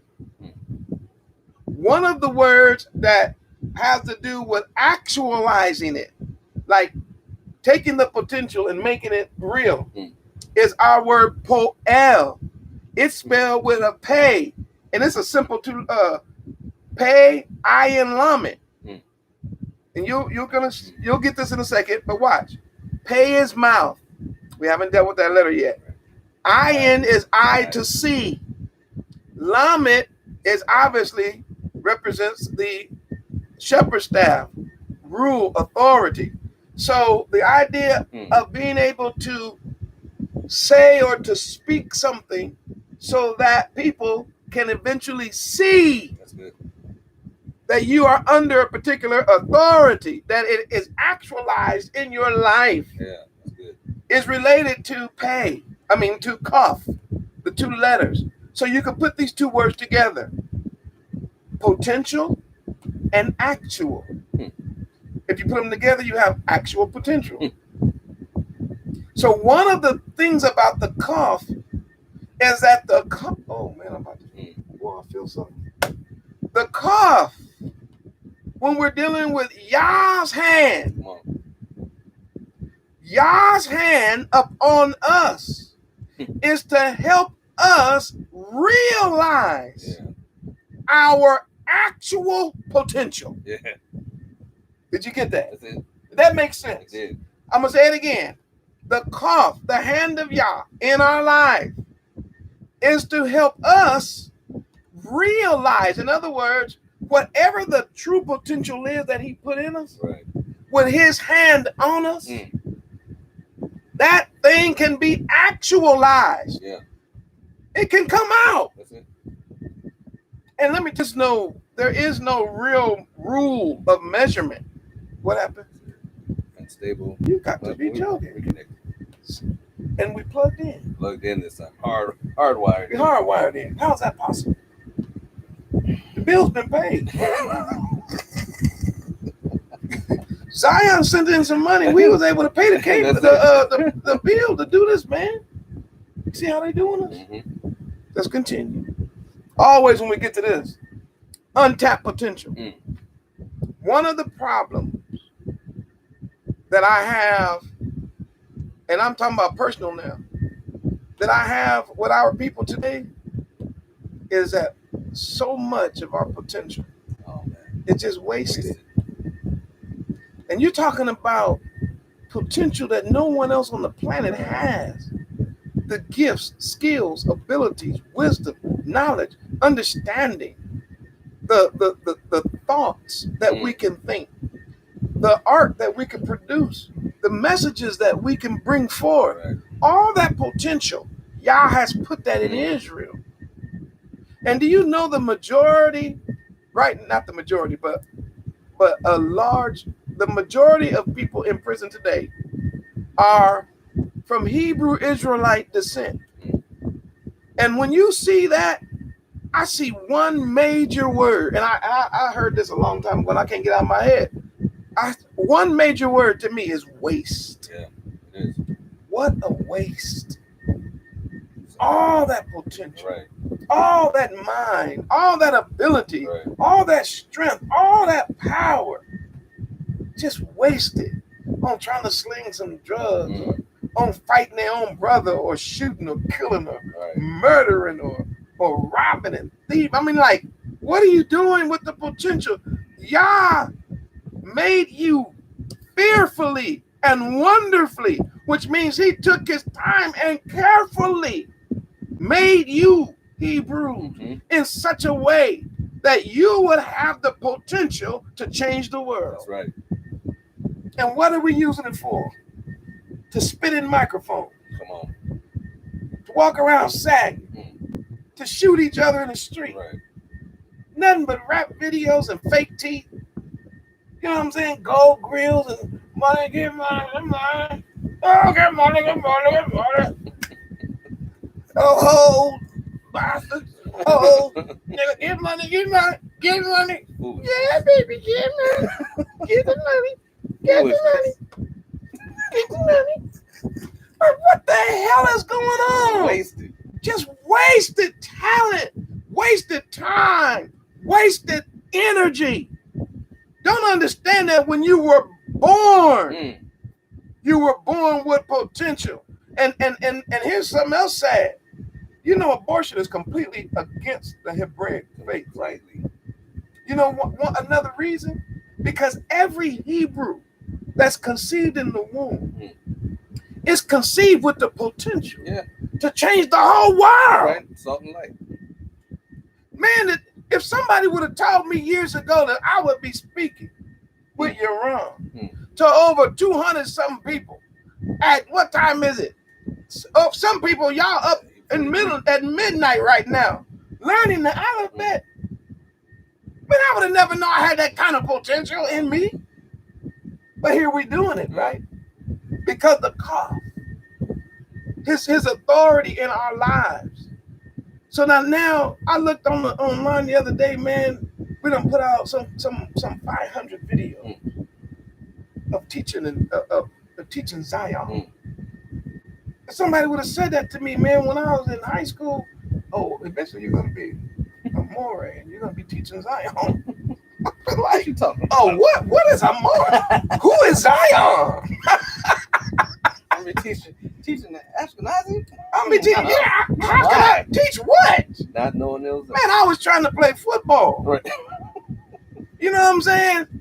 And my whole point is this: No. there's potential in us. That's it. So that's why we have to work with our own children. That's right. Because when we work with our own children, we help develop their potential. That's right. In other words, we help take what Yah has put in them physically, mentally, emotionally, spiritually, and bring it out and actualize it so that the world can be blessed by it. You know, I have man, you know, all of my children are tremendously talented. They are. And the one thing that I constantly have done to all of them is give them space to exercise and the opportunities to exercise whatever gift they want. I remember when, you know, musically, I grew up with music. I said, I'm not going to force my kids to play any instrument, but they're going to play a instrument. Right. I'm not going to choose which one, but they're going to choose something. Because I know if it's in me, it's got to be in them. I had no idea that that Javon was going to end up being one of the best piano players on planet Earth. Crazy. You know what I'm saying? Yeah. And Jazz with her creativity, and Jade and Ari already showing signs of genius. Writing songs. Jade done wrote 2 songs for Zion. Songs. 2 of them. We got Passover and Hanukkah. That's right. That we singing all over the nation. And when she wrote it, she was 7. The first one she wrote, I think she was 6.5. And she wrote the other one, she was 7. In other words, I'm just using music because I'm a musician. But the untapped potential is also education. We got untapped potential. Y'all have no idea. That's all the KAPH. I'm still dealing with the KAPH, believe it or not. One of our letters represented that we believed our children had potential. Not only we have potential, but our children have potential. Right. The only thing they needed was the right hand That's it. Come on them on. to lead them and guide them in order to actualize their potential. That's right. That's what we believe, and it was is one of our letters. So therefore, we saw the palm of the hand of Yah as a blessing. That's it. When it was upon us, when it was upon our children. And to this very day, people use the symbol of blessing someone. Get that picture again. And that's another picture of a Hebrew being blessed by another Hebrew who's supposed to be an elder. And that idea is, why would you do that? Because what you're saying is, I believe that this particular person right here has potential. And therefore, I am going to lay my hands on them to say, I'm going to do all I can to help this person realize his potential. And that's what we do here at the ARK. Yes, it is physical. We do physically lay hands. But the most important thing is we're saying, I'm with you. Now, we got a verse about that on this side. And I want to show you all something about that before we get out. Go to Genesis. Matter of fact, get this for me. Genesis 48 and 14. We're going to look at Israel, the person Israel, Jacob. All right, we're going to look at Jacob, who later name was changed to Israel. And we're going to see this KAPH in action. Genesis 48, starting at verse 14. And Israel stretched out his right hand and laid it upon Ephraim's head, who was the younger, and his left hand upon Manasseh's head, guiding his hands wittingly, for Manasseh was the firstborn. So what happened was, okay, this is Manasseh, this is Ephraim. Instead of him doing like this, he went like this. All right, now let's read what happened. Verse 15. And he blessed Joseph and said, Elohim, before whom my fathers Abraham and Isaac did walk, the Elohim which fed me all of my life. So he got his two grandkids, and he's blessing their daddy. And he said, Abba Yah has blessed me with Joseph. Come on. Which fed me all my life long until this day. The angel which redeemed me from all evil, bless the lads, and let my name be named on them. So let my name be on Ephraim and Manasseh. No, wait, these are Hamites. That's right. So some of you all, boy, you better stop that whole, ain't no Hamites gonna get in the kingdom. What if these Hamites marry Hamites, and then they marry Hamites, and they marry Hamites? Then you around here looking at this Hamite cross-eyed and don't even know that person could be a direct descendant from Ephraim and Manasseh. But come on, continue. I want y'all to know we gotta stop that prejudice stuff in Zion. It's not scripture. No. Come on. Bless the lads, and let my name be named on them, and there the name of my father Abraham and Isaac. So they get the blessing of Abraham, Isaac, and Jacob, who is Israel. That's Come right. on, keep reading. And let them grow into a multitude. And they ain't gonna be a multitude. Come on. In the midst of the earth. Matter of fact, let the whole world see Ephraim and Manasseh. Come on. Verse 17. And when Joseph saw that his father laid his right hand upon the head of Ephraim. Remember, so Ephraim, he said, when Joseph saw it, because remember, Israel was partially blind. He wasn't completely in the black blind, but he was dark. He barely could see. So he crossed his hands. Come on. When Joseph saw it, it displeased him. Joseph said, wait, hold on, man. Go ahead. And he held up his father's hand to remove it from Ephraim's head unto Manasseh's head. So lift up this hand right here. So he said, hey, Pops, you doing it wrong. It's supposed to go like this. All right, come on. Verse 18. And Joseph said unto his father, not so, my father, for this is the firstborn. This is the firstborn. Put thy right hand upon his head. Put your right hand here. Verse 19. And his father refused. But daddy said, no, son, I know what I'm doing. I'm older than you. Go ahead. And said, I know it, my son. I know it. I know it. He also shall become a people. And he also shall be great. He's cool. He gonna be all right. But truly his younger brother But this boy right here shall be greater than he. is gonna be greater than him. And his seed shall become a multitude And of his nations. seed will be a multitude of nations. All right, now why is that important, Zion? The old man was able to see the potential. He said they both gonna be good. You, Joseph, relax, man. Both of your boys are gonna be great nations. That ain't that. I'm not saying that. Right. I'm not saying this one is counted out. I'm just letting you know something. I, as their grandfather, I can see the potential in him. So therefore, he's going to get the right blessing. So there is your example, biblical example of how laying on of hands represented a person being able to see to help actualize potential. That's right.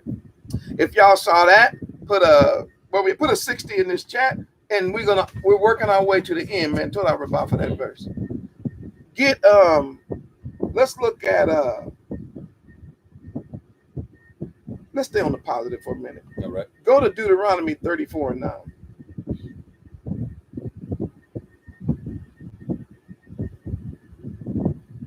This is Deuteronomy 34:9. I want to show you something else about the hand of Yah. Deuteronomy 34:9. And Joshua the son of Nun was full of the spirit of wisdom, for Moshe had laid his hands upon him. See, there it is again. So I think you all see there's a pattern here. This laying on of hands has to do with passing over authority, but why him? Because he had potential. That's right. We hadn't seen Joshua's potential to now. We just know he's got it, but we haven't seen him in control. No. But you remember when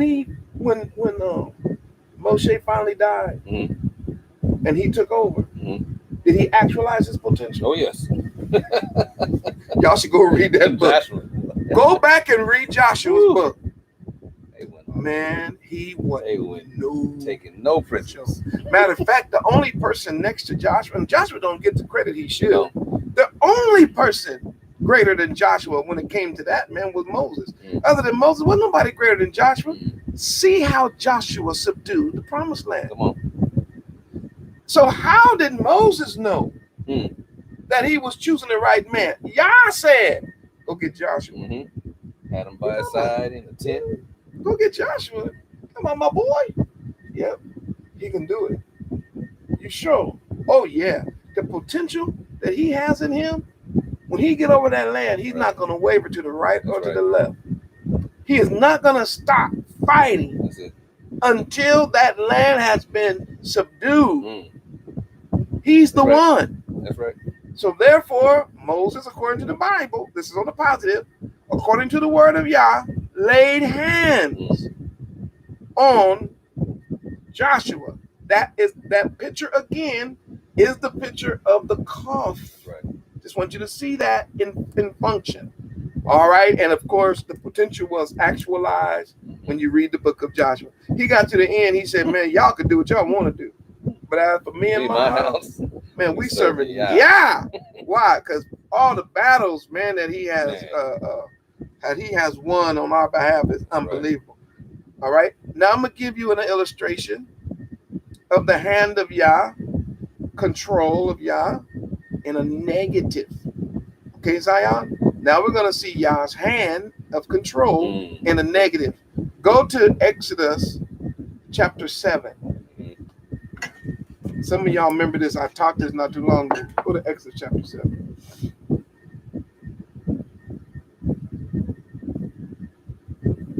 Start verse 1. All right. Exodus 7, verse 1. And Yahweh said unto Moshe, see, I have made thee a god to Pharaoh. I made you an Elohim to Pharaoh. Come on. And Aaron thy brother shall be thy prophet. And he's like a prophet to you. When Pharaoh see you coming, man, you like a most powerful. And when Joshua come, man, he's like a spokesman for you. Go ahead. Verse 2. Thou shalt speak all that I command thee. But you're going to say what I say. Come on. And Aaron thy brother shall speak unto Pharaoh. He said, and Aaron will talk to Pharaoh. Come on. That he send the children of Israel out of his land. Because I'm trying to tell this Hamite to let my people go. Come on. Verse 3. And I will harden Pharaoh's heart. I'm going to harden Pharaoh's heart. And multiply my signs and my wonders in the land of Egypt. Now watch this, verse 4. But Pharaoh shall not hearken unto you. He ain't going to listen. That I may lay my hand upon Egypt. And the reason he ain't going to listen, because I'm going to lay my, what did he say? Hand. I'm going to lay my hand on Egypt. Mm-hmm. So now we see another word. We see the same phrase of laying on of hand. But this time, it's not for the purpose of promotion. That's right. It's not for the purpose of elevation. It's not for the purpose of actualizing potential. Mm-hmm. This time he's gonna lay hands on Egypt is to destroy a nation that is at enmity with him. That's right. So it is the idea of using his authority to now crush the disobedient. That's right. So you got a beautiful two-sided coin. On one side, if the hand of Yah is on you for blessing, oh my goodness, and he's literally laid hands on you, then it's a beautiful thing to find your potential. But if your heart is hardened against Yah, and he has to come lay his hand on you, I don't care what you do, it's over for you. Yeah. And when we get finished with these, man, I'm in chapter 9. And Pharaoh is getting every week, man, I come in this room, man, I put this video up. Pharaoh is getting beat down. The hand of Yah. At least he should do like Roberto Duran. Man, recognize, man, when you done got the snot beat out of you. No mas. No mas, no mas, no mas. Well, they interpret that, they say, what do you mean, no mas? He mean, don't hit me. No more. None. Stop hitting me. Somebody stop this Hebrew for me. Because he was known for having a iron chin, right? And what he was trying to say was, if y'all waiting for me to pass out, it ain't never gonna happen because I don't pass out. But I'm getting beat down. Can't take no more. He said, you can't knock me out. I'm unknockoutable. If I go out, I'm dead. Stop the fight, man. Woo! But this Pharaoh ain't that smart. No. This Pharaoh is not that smart. Oh, my goodness. Okay, man, I'm working down to the last pages. Okay, that was a negative. Now let's go to what they call the New Testament. All right. And get me 1 Timothy chapter 4, verse 14. Still dealing with the cough, laying on the hands. Come on. 1 Timothy 4, verse 14. Mm-hmm. Neglect not the gift that is in thee. He said, Timothy, look, don't neglect what is in you. Come on. Which was given thee by prophecy. It was given to you, one, by prophecy. Come on. With the laying on of the hands. With the laying on of the hands. So in other words, you can see our Hebraic practice. You lying Europeans trying to say that that's some kind of Christian practice and that came in the New Testament. No, they stole that from the Hebraic culture, from the Hebrews. We laid hand. Timothy had his hand laid on by Hebrew Israelites because there was potential in him. That's why he said, don't neglect it. Look, man, we all in agreement with you. And that land on the hands represented, we're going to help you when it comes to actualizing your potential. Right. All right. Same book. Go to chapter 5 and hit verse 22.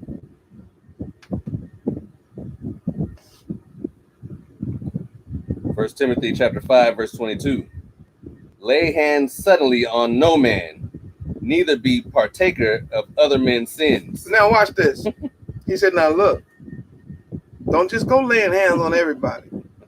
You might mess around and put your hand on a Judas Iscariot. Quick.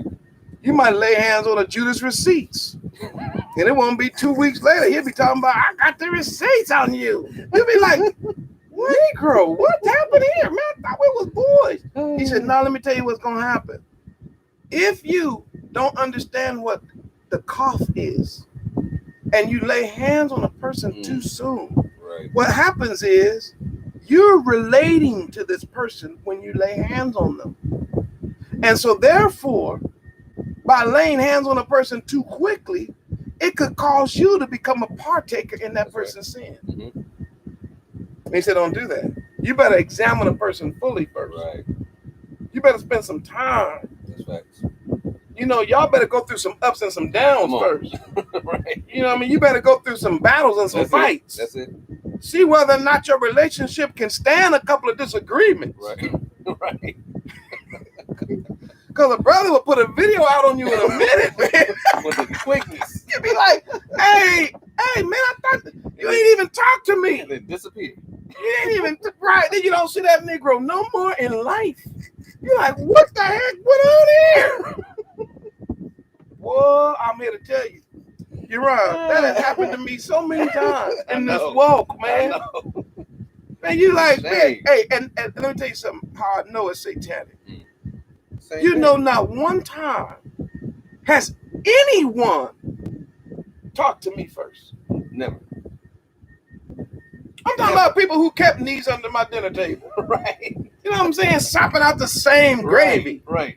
And all of a sudden now, you don't know my number, don't know my address. Don't know where he lives. Can't come by. Oh, he busy. Oh, okay. So you know what that is? Laying hands on someone too quickly. That's right. Now you got to deal with all that. That's it. Paul said, don't do that. He said, watch people. That's right. First, examine them. Make sure that when you come to find out that they hold their own self and their own pride and whatever they're thinking over scripture. That's right. Let us continue. Yeah. Read that verse again. Verse 22, 1 Timothy 5. Lay hands suddenly on no man, taker of other men's sins. Come on. Keep thyself pure. Keep yourself pure. Come on. Drink no longer water. Don't drink only water. But use a little wine for thy stomach's sake. And thine often infirmities. All right, so there's two reasons for wine. That's not in the lesson tonight. I'm just going to give it to you for free. Wine not only helps with stomach issues, but wine is also a preventative. It is. The Europeans drink more wine than the law allows, Right. then turn around in their churches and tell you that drinking wine is a sin. Come on. They going to hell. They hypocrites. The very scriptures tell us of the advantage of wine. Right. But it also tell us don't get drunk. That's it. It also tell us don't fall in love with the color. Come on. Just looking at the glass like, ooh, child. We got like 5 gallons. We finna get towed back. That is not what this thing is about. But then our culture drink wine. Why? Because one, it helps with your internal organs. That's right. It helps you when you get sick, and it helps you from becoming sick. That's right. Especially when you become sick from digesting bad food or drinking bad water. One of the quickest ways to help you in that situation is to get some wine. That's right. That's facts. Yes, sir. So is that another practical admonition? Yes. But when the preacher come on, you got hide them wine coolers. He said wine cooler. That's what it was back in the day. Hide them. Can't have it out. But Mashiach made wine. Well, he didn't drink it. Who told you that? There's so many lies in church, y'all. We'll be here. Oh my goodness. We'll be here all day. Let's keep going. Cause I wanted to show you. I was showing you about laying hands. Don't lay hands on no man suddenly. That's in the Bible. We have to be very, very careful of that. All right. Let's prove that laying on of hands is a Hebrew concept. It's still a cough. Let's prove that. Go to Hebrews chapter 6, verse 2. Hebrews 6, verse 2. Of the doctrine of baptisms and of start at verse 1 because it said let's lay aside. Well, let's move forward. Hebrews 6, verse 1. Therefore, leaving the principles of the doctrine of Mashiach, let us go on unto perfection. Let's keep going forward. Come on. Not laying again the foundation of repentance from the dead, from dead works. He said, come on, we ain't got to keep laying the same foundation over and over and over again. Come on. And of faith toward Elohim, verse 2.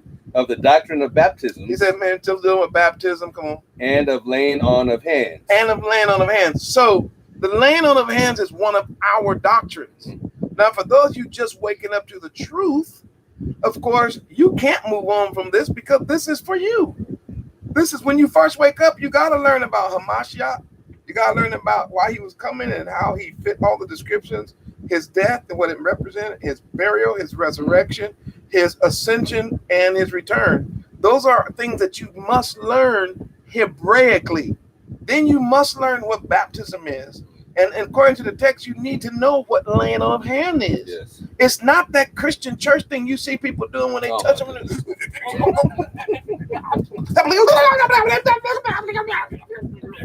Man, y'all is going to get y'all for allowing the devil to take something as precious and beautiful and meaningful in our culture as the laying on of hands and turn it into a circus. Yeah.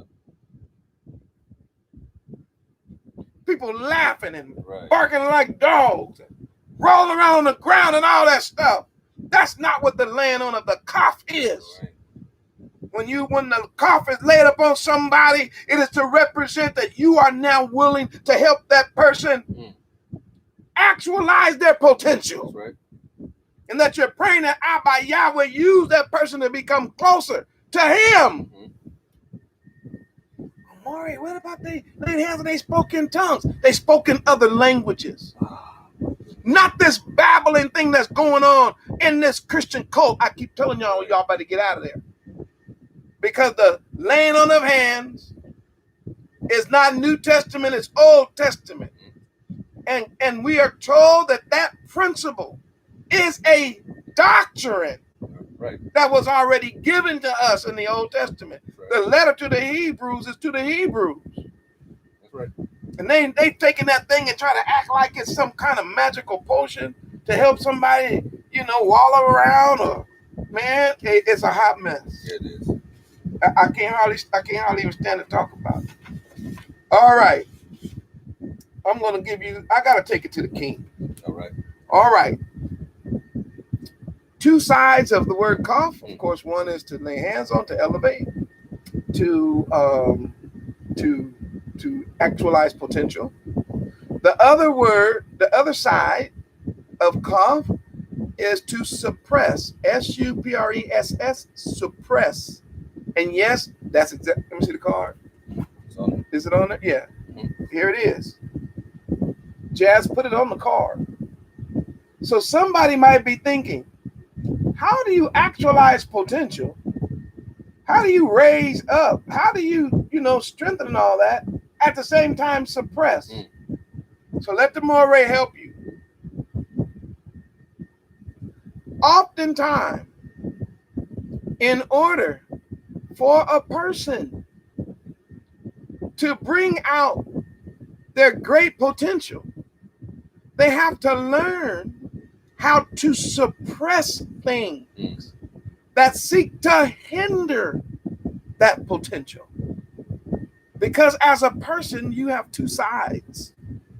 You do know there's some good side on you and some bad side, right? Everybody got some good functional things about them, and then they got some raw, dysfunctional things about them. And every weight that so easily besets us and hinders us, right? Or something from running, because we got to run this race. Right.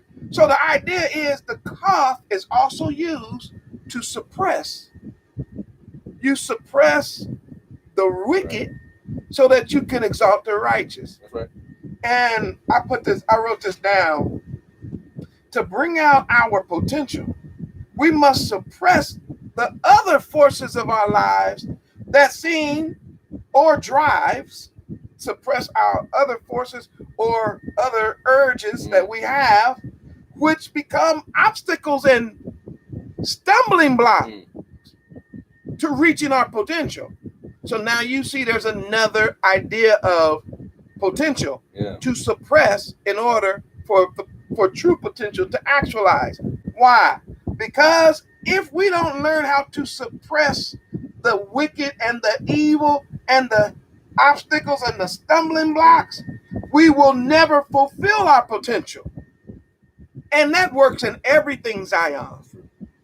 I'll give you a quick example. If you're going to get straight A's in school, ain't nowhere in the world you could just be on the internet and listening to Sardi C and shaking the boogaloo and got, your head. You can't do that. You're going to have to read them books. Mm-hmm. You're going to have to study. You're going to have to exercise your mind. So that people who excel in education are people who have learned discipline. They've learned a particular level that if I'm going to do this, I got to suppress certain urges or I'll never will make it. We see it a lot also in sports. If a person wants to be a good athlete, they have to suppress a whole lot of things that will cause them to become bad athletes. While other people are sitting around, man, eating donuts and drinking chocolate milk. You know what I'm saying? They out here on the water and they training and they are putting in the work and going to the gym and running stairs and all that kind of stuff. Right. When I was growing up, I told you I was an athlete, right? I said that a million times. I said, man, he ain't really no athlete. Well, that's up to you. But I was. Do you know, man, what kept me from a lot of trouble was I was trying to make it to the NFL. So my dad said, if you start drinking wine, beer, and alcohol, it slow you down. Yeah. I said, slow me down. Man, I can run like the wind. I can't slow down. That's right. Man, slow down. Yeah. I can't get caught. Man, when I break away, I got to score. Right. So in my mind, I said, I can't do no drinking. Right. So I don't take no credit for that. I was just trying to be disciplined. It wasn't really spiritual for me. Right. I just suppressed. I said, well, I ain't going to do that then. If I'm trying to make it to the league. The second thing happened. Everybody, back when I was in school, smoking was cool. It wasn't like today. Right. Smoking is bad today. Right. Smoking wasn't bad back then. Right. Man, we had the camo, man. Joe Cool camo, man. You know what I'm saying? Smoking was cartoons was smoking. Right. Go back and watch the old Bugs Bunny and all that. Man, everybody was smoking. Mm-hmm. Santa Claus smoked. Right. Santa Claus was smoking. Man, you watch the Dalmatians, the 101 Dalmatians. The man that was playing the piano, he was smoking a pipe. Just making a point, smoking wasn't bad when I was a kid. Right? My pastor smoked. Everybody smoked, right? You know what they told me? They said, if you smoke, it's going to mess with your lungs. Mm-hmm. And if it mess with your lungs, you're going to be out of breath. And if you get out of breath, man, you ain't going to be able to run. That's on that. So once again, I was like, and I ain't smoking. So I had nothing to do with religion because remember, in my church, everybody smoked. So that wasn't no sin back then. But I didn't do it because at the time I was trying to be an athlete. So you got to suppress all that. Right? So the idea of I want to reach my maximum potential by suppressing the things that will pull me off is exactly what you have to do. And I'm just using that as an example, but you can use that in your own life. We have a word for that. It's called discipline. So the KAPH represents discipline.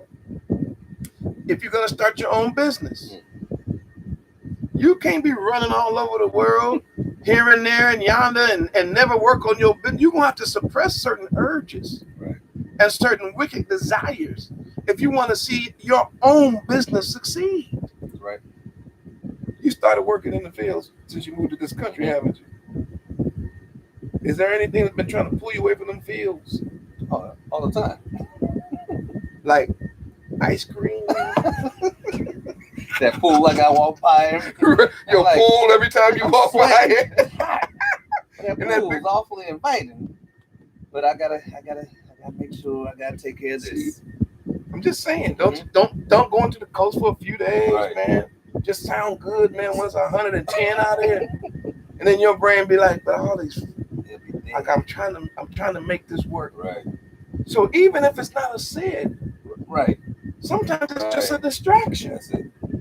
So the KAPH of Yah helps us, Zion. That's my point. You want Yah's hand on you because his hand on you will also discipline you, or it will suppress the urges or help you suppress the wicked urges so that you can reach your full potential. Ordering our steps. And of course, the last thing I had written down here, I had business, and I put the greatest one, obviously, is the kingdom. So we want Yah to suppress all the sinful desires, all the sin and weight that's trying to pull us and slow us down from expanding the kingdom of Abba Yah. Even if we know something or like something or want to do it, and it ain't evil, right? But let's say it's a hindrance, we have to let it go. Because Abba's hand in the cuff, the palm of his hand. That's good. And here's my illustration for that. I have, of course, 2 young girls. I got 2 older kids and 2 younger kids. And I've done it with all of them, but for sure the younger one, they full of energy, you know. And you know, we'd be walking somewhere, and if you don't catch them, right, just step out in the street or step on them, you know what I mean, too fast.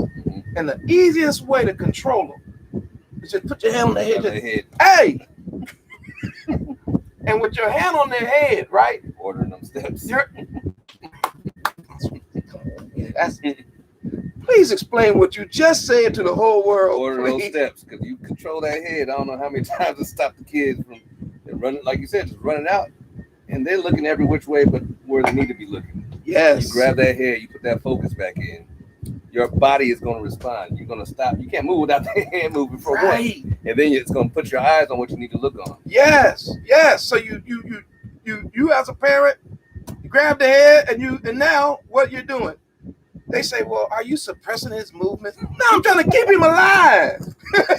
Yeah, I should say, yes, I'm suppressing his movement. Because if I don't put my hand on this little rascal's head, no more movement. Boy, he won't be moving at all. That big semi-truck that he didn't see because he singing and dancing and hollering. But as Papa. So Zion, I got to help you tonight. Right.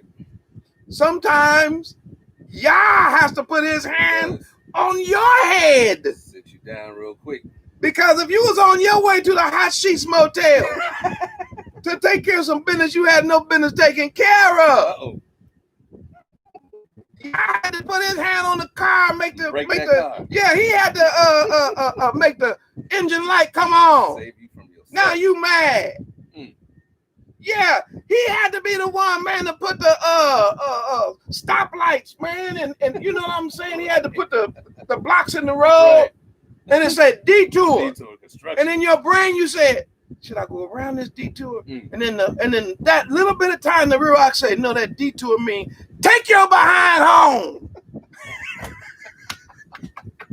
And then the light bulb pop on and say, I had no business going on to the Hot Sheets Motel in the first place.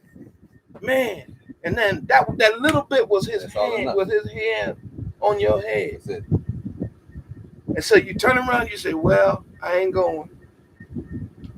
You know what I'm saying? And it might have saved your life. Might have. Because her husband could have been in the bushes.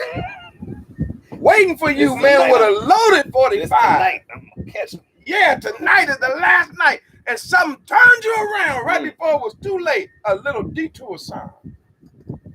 You say, I'm going home. And you lived to see another day. So what does that mean? Toda Rabbah for the cough. Yes.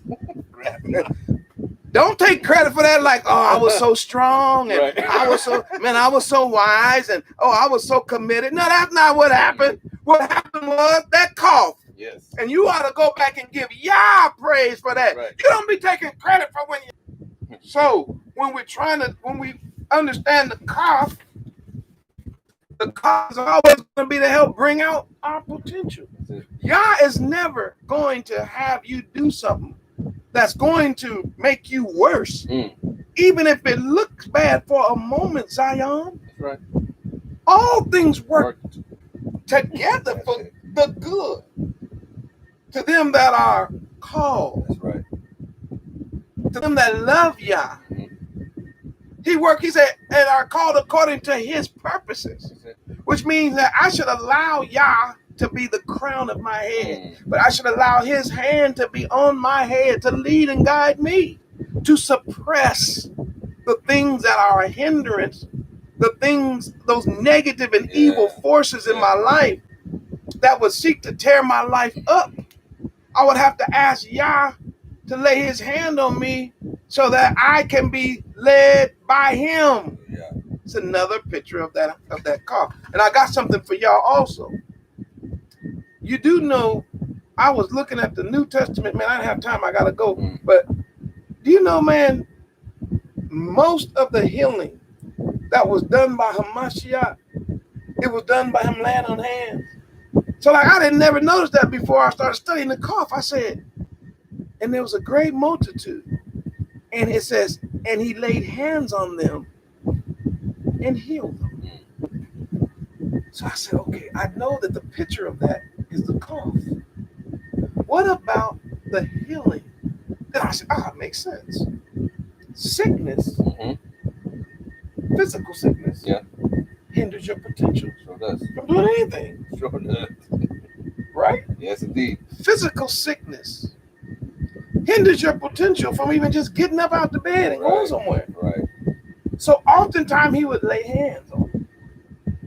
He was saying, let me allow you to actualize your full potential. That's it. Now, physically he did that, but you know he don't have to physically lay hands on you to touch you. Right. The centurion found that out. You already knew, just say it. Yeah, I mean, you can speak the word and control sickness. So it's a picture of sin sickness also. Yeah. That the KAPH represents Yah being able to touch you, to heal you. It doesn't matter what the healing is. It could be physical, mental, spiritual, emotional. The KAPH's purpose is to create healing for the purpose of actualizing your potential. That's it. I wrote this down. To fulfill our potential, we must suppress evil. Yeah. Yah, help us. Us. I should write that. With your hand. That's it. May Yah help us with his hand. Well, I think I'm gonna let it go. Yeah. Remember, it's the 11th letter, which means we halfway through. Also, Zion, I'll just give you this line. Always allow you, I'm gonna put in a positive. Suppress the feeling that the devil wants to put on you, that Yah is far from you. Don't do that. The very picture of the KAPH means Yah is near to you. So you have to press down that feeling sometimes, because sometimes you feel like you're all alone by yourself. Right. And I got a verse for that. It's real quick. Give me Psalm 34:17. And then Ephesians 2:13, and then we'll just move off of that. I need those two verses. Psalm 34:17. Read it. The righteous cry, and Yahweh heareth, and delivereth them out of all their troubles. Is that 18? 18. Yahweh. Let's see, down here. Psalm 34:18. Yahweh is nigh unto them that are broken hearted. So he's near. It's just a point I want to put out. Suppress the feeling that he's far. He's never far from you. He's so near to you. That's the picture of the KAPH, is that he's literally touching you in hands distance. So that's another picture I just wanted to give you. Now get Ephesians chapter 2, verse 13. Let's prove that in the New Testament. Ephesians 2:13. But now in Mashiach Yahushua, ye who sometimes were far off, what do you do? Are made nigh by the blood of There it Mashiach. is. So understand, by the blood of Hamashiach, those who were far off, you've been made near. So there you got a point. My point is that KAPH is another picture that he's near to you, not far.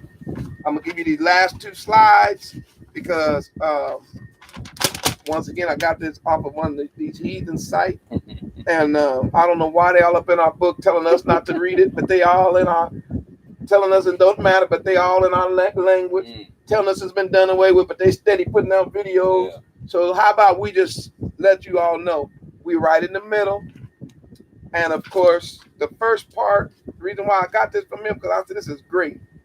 He said the first 11 letters is a picture of our rescue from Yah. He said the last 11 letters picture the race we must run, that Yah has given us, the race with patience, the race of righteousness to the mark. Ain't that good? That's good? Yeah, that's why I brought it down, because he didn't show it to y'all. I'm gonna show it to y'all. What happened? Oh yeah, thank you, man. I'm gonna show Zion that these heathens done start trying to figure out our stuff. But we gotta run this race for him. That's right. All right. Give me that Revelation 16, and that's my last thing. Revelation 16, y'all. Told our about for tonight. I wanted to show you all this KAPH. The last picture of the KAPH is that of being poured out. And I hate to rush through this part, so I'm just going to tell you. In the book of John, we were told that our King Yahushua, being the real KAPH of Yah, after having his hands and his feet nailed, the Bible says that a man took a spear and thrust it in his side, and out came blood and water. So when we look at Hamashiach and the KAPH, we see that he, as our king, has poured out his blood for you. And he's poured out his blood for me. That he is the ultimate sacrifice and the picture of the one who has emptied himself. Because no man take his life. Right. He laid it down. And since he laid his life down, we too ought to lay our lives down for the brethren. Yeah. So Hamashiach is a wonderful picture of Yah's cup being poured out. He was perfect, righteous, holy, but we needed that blood to wash away our sins. We needed that water for the cleansing of the Torah, because we was a jacked up people. But death didn't kill our king. He rose from the dead with all power in his hands. So the last picture, that pouring out of the cup, his body pouring out of when he was punctured, out of him came blood and water. Right? But listen, you heathens. It ain't all this porn. Whatever go around, come around. Right. Go to Revelation chapter 16 and let's look at the KAPH. Now we're going to see it as a bowl. Go your way and pour out the vials of the wrath of Elohim. Wait. You mean to tell me that another cup is getting ready to be poured? Oh, yeah. It's called the wrath. Because his blood was poured out. And because Israel, the true bloodline descendants, our blood has been poured out, then that means that the judgment of Yah will be poured out on those who poured our blood. That's right. Come on, read it. We're going to for sure shut it down with this. Verse 2. And the first went and poured out his vial upon the earth. The first one came and poured out. Oh, that KAPH. And there fell a noisome and grievous sore upon men. Everybody got sore. Which had the mark of the beast. Woo! Everybody with the mark. Come on. And upon them which worshipped his image. Verse 3. And the second angel poured out his second vial. Angel came with his. Poured it out upon the sea. And he poured out. And it became as the blood of a dead man. Every living soul died in the sea. Oh, everything in the sea because they shed blood. You see blood gets shed? Oh, I thought that was sweet. Right? Jesus, they never had a flea. No, I see these bulls being poured out. Yes, indeed. In wrath. Yeah. Come on. Verse 4. Yeah, man, I think we got 7 vials. 7 bowls. They say bowl, they say vials in the King James, but that's bowl. It's still a cough. I have to say bowl. It's still a container that pours out. And the third angel. Yours says what? It says vial. I could just say bowl. Okay, go ahead. It was in modern terminology. Okay. And the third angel poured out his bowl upon the rivers and the fountains of the waters, and they became blood. That's that cough on the side, and they became what? Blood. Blood. Verse 5. And I heard the angel of the waters say, Thou art righteous, O Yahuwah, which art and wast and shall be. He said, because you're righteous. They killed the innocent man. The world crucified Hamashiach, Yahushua. So when the vials started pouring out, and they say, man, why is he doing this? This cold-blooded. The angel said, this ain't cold-blooded. This is righteousness. Right. This is perfection. This is exactly what's supposed to happen. Because thou hast judged thus. Verse 6. For they have shed the blood of saints and prophets. Do you see why?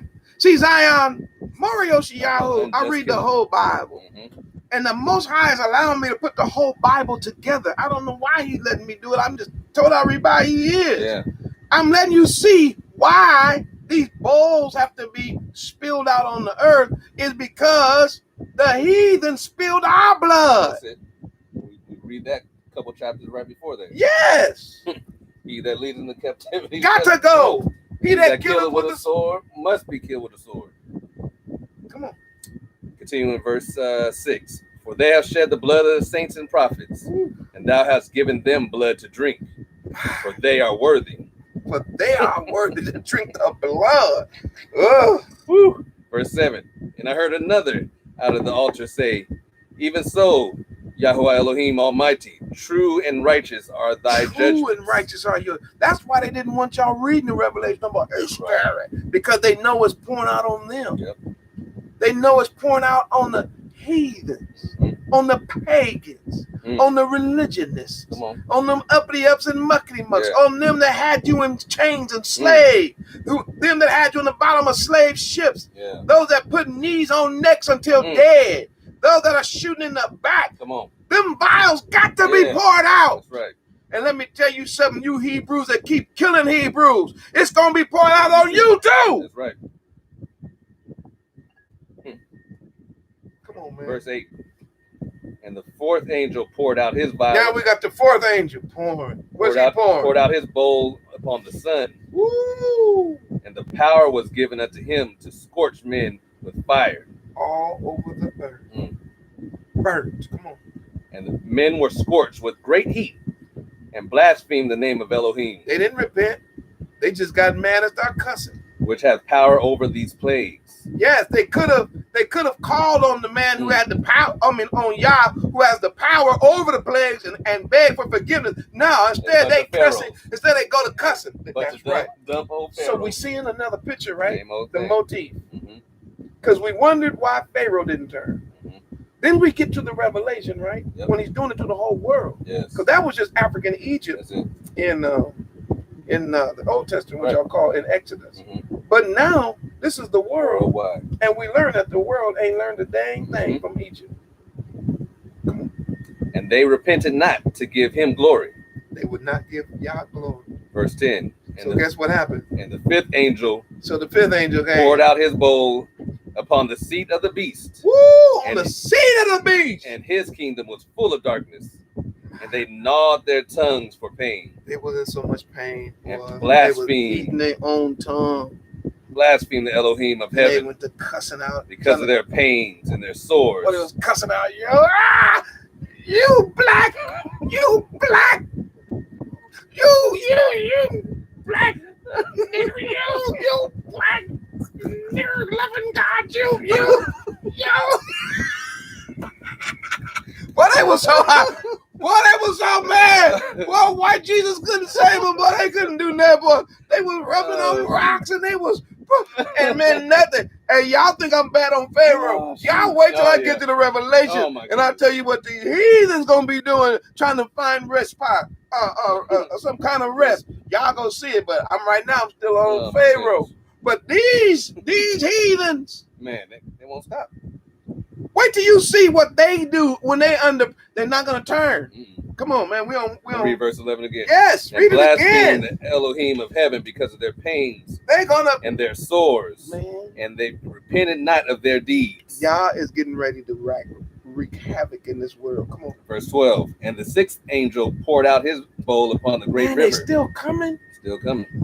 Poured upon the bowl upon the great river Euphrates, and the water thereof was dried up. Dried up the Euphrates completely. And matter of fact, y'all, it ain't too hard to see it. Nope. Google Euphrates. Right. And that great river Dry today is dang near dry. Mm-hmm. How was that prophesied 2,000 years ago? 2,000 years ago, people were still trying to figure out how to cross it. Come on. It was so large. It was called the Great River. Mm-hmm. And now you could almost put on some of them little water shoes and make it across. I ain't lying though. Yeah, y'all go look it up Google. online, see if I'm telling the truth. Come on. And the water thereof was dried up, that the way of the kings in the east might be prepared. Yes, they're gonna use that as a highway. Come on. Verse 13. And I saw three unclean spirits like frogs. Oh my There we go. They're frogs. There goes that goony goo goo coming back. Green-headed, frog-headed God gonna come back out of the mouths of these heathens. I told y'all, wait till we get here. We ain't got here yet. I'm just in Exodus. Yeah. When I get to this point, boy, to show you how all of these so-called demonic gods did not actually change. They just went from one culture to another, and now they showing their head again. Yeah. Man, it's hilarious when they go against y'all and get beat down. Right. What these frogs gonna do? Like no, y'all pay attention to this right here. Frogs come out of the mouth of the dragon, and out of the mouth of the beast, and out of the mouth of the false prophet. So these nasty, dirty, goony goo goo, greenhead, frog-head gods is coming out of the beast. The false prophet. That's what the Bible said. Come on, let's see what they're gonna do though. Verse 14. For they are the spirits of devils. They are the spirits of devils. Working miracles. Okay, doing miracles. Which go forth unto the kings of the earth. Didn't Pharaoh have a couple of wicked devils doing a couple of miracles? And come to find out they wasn't nothing but tricksters. That's it. Come on. And of the whole world. Watch to this. Gather them to the battle of that great day of Elohim Almighty. These demons are going to convince. I want y'all to think about this. They're going to be so wicked and evil in that day. They're going to convince these heathens that they can actually fight Yah. And they're going to be like, hey, and we can use the Euphrates. We can come down the middle of the Euphrates. This be a sneak attack. Come down the middle. Once all the water's gone, man, we can use that as a way to get down to the land of Armageddon. And man, we're going to fight Yah. Highway to hell for them. Let's see what happens. In this verse 15, Mashiach speaking. Behold, I come as a thief. Blessed is he that watcheth and keepeth his garments, lest he walk naked and they see his shame. Verse 16. And he gathered them together into a place called in the Hebrew tongue, not the Greek though. Oh, did they say Hebrew in the Revelation? Just say Greek, right? I thought there was no Hebrew no more. I thought all the Hebrews are done away with. Aramaic? It said Hebrew, no? Okay. In the Hebrew tongue, Armageddon. In the Hebrew tongue, Armageddon. Yah is going to gather these people in the one place. Come on. Verse 17. And the seventh angel poured out his bowl. And when they all get into that place, here come that last bowl, that KAPH. Yes, I'm still in the text. We still in our subject. The KAPH is going to be poured out. The bowl into the air. And there came a great voice out of the temple of heaven from the throne saying, it is done. It's done. It's done. It's done. You heathens, it's over. We done read it already. Boy, that last KAPH get poured out on your behind. It's over. Come on, read it. It is done. It is done. Come on. Verse 18. And there were voices and thunders and lightnings. And there was a great earthquake. Woo! Such as was not seen since men were upon the earth. So mighty an earthquake and so great. The great city was divided into three parts, and the cities of the nations fell. The cup of the wine. There of the it is. fierceness of his wrath. So now Yah pours out his cup. Mm-hmm. The KAPH. He said, then in the midst of all that, he said, in that dang Babylon, That's where the you one. at? Where That's are that you? one. Come here. Mm-hmm. I got a special cursing just for you. Wait. Come on, man. Let's get out Verse of here. 20. And every island fled away, Every island. and the mountains were not found. And there fell upon men a great hail out of heaven. Yes. Every stone about the weight of a talent. They say about a car. Yes. And men blaspheme Elohim because of the plague of the hail, for the plague thereof was exceeding great. We're going to deal with that this week. That hell coming back. Yes, it You is. saw it in Egypt. You finna see that at the end. The end gonna be big. Hell gonna be bigger than these two cuts put together. Just banging here, you know. Yeah, that's why y'all didn't want us to read the book. That's why you didn't want to teach us about the KAPH. You didn't want us to know all this. But guess what? We ain't ashamed to put it out there in front of the whole wide world. Y'all share these videos. Subscribe to the channel. Let the whole world know that we understand the KAPH halfway through our alphabet. We know it represents a covering that Yah will protect us. We know it represents a hat, meaning we have an authority, whether it's a hat or whether it's a crown over us. We know that the KAPH represents Yah's hand of protection and guidance on his people. And then we lastly learn that the KAPH of Yah has a negative side, and it's negative to the heathen. And that is when he decides to pour out the bowls of wrath and wreak havoc on the world. Just like he wreaked havoc in Egypt. When he laid his hand upon Pharaoh, he will lay hands in his palm once again. The bowls of wrath will pour out. And you read it. It's over. So guess what? It's done. We gotta get out of here, man. I done kept you here all night, man. Oh, it's all good. It's always a good time. I apologize, man, for that, man. I keep you here all night, but like I always said, we ain't fell out no windows yet, so.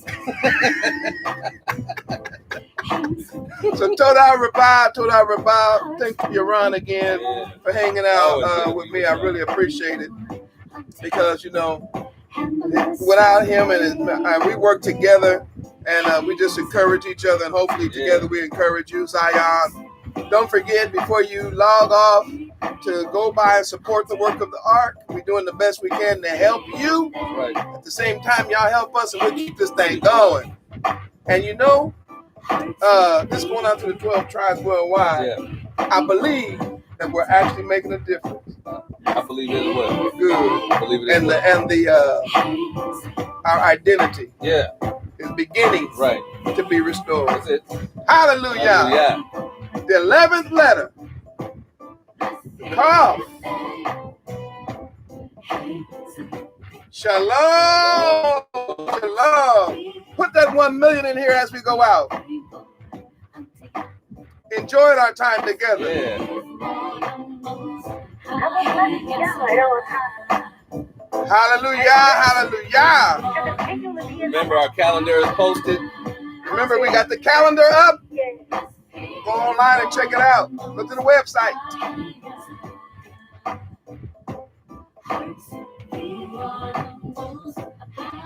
Hello, Devar. That means you're welcome. Or don't mention it. Don't say it. Well, we do all we can. Yeah. So y'all say Toda Rabah. We say Toda Rabah to y'all. That's it. Hallelujah. Shalom, shalom. Man, they in here from all over the world. Hallelujah. Y'all know to put your state in here. Where you from? There's Maryland. Hallelujah. Y'all up late tonight, ain't you, on the East Coast? East Coast, click that calendar link, y'all. There go DC. Somebody say Italy. Oh, man. St. Louis, Austin, Milwaukee. Italy. One love, y'all. Those iPads. Too many different devices, man.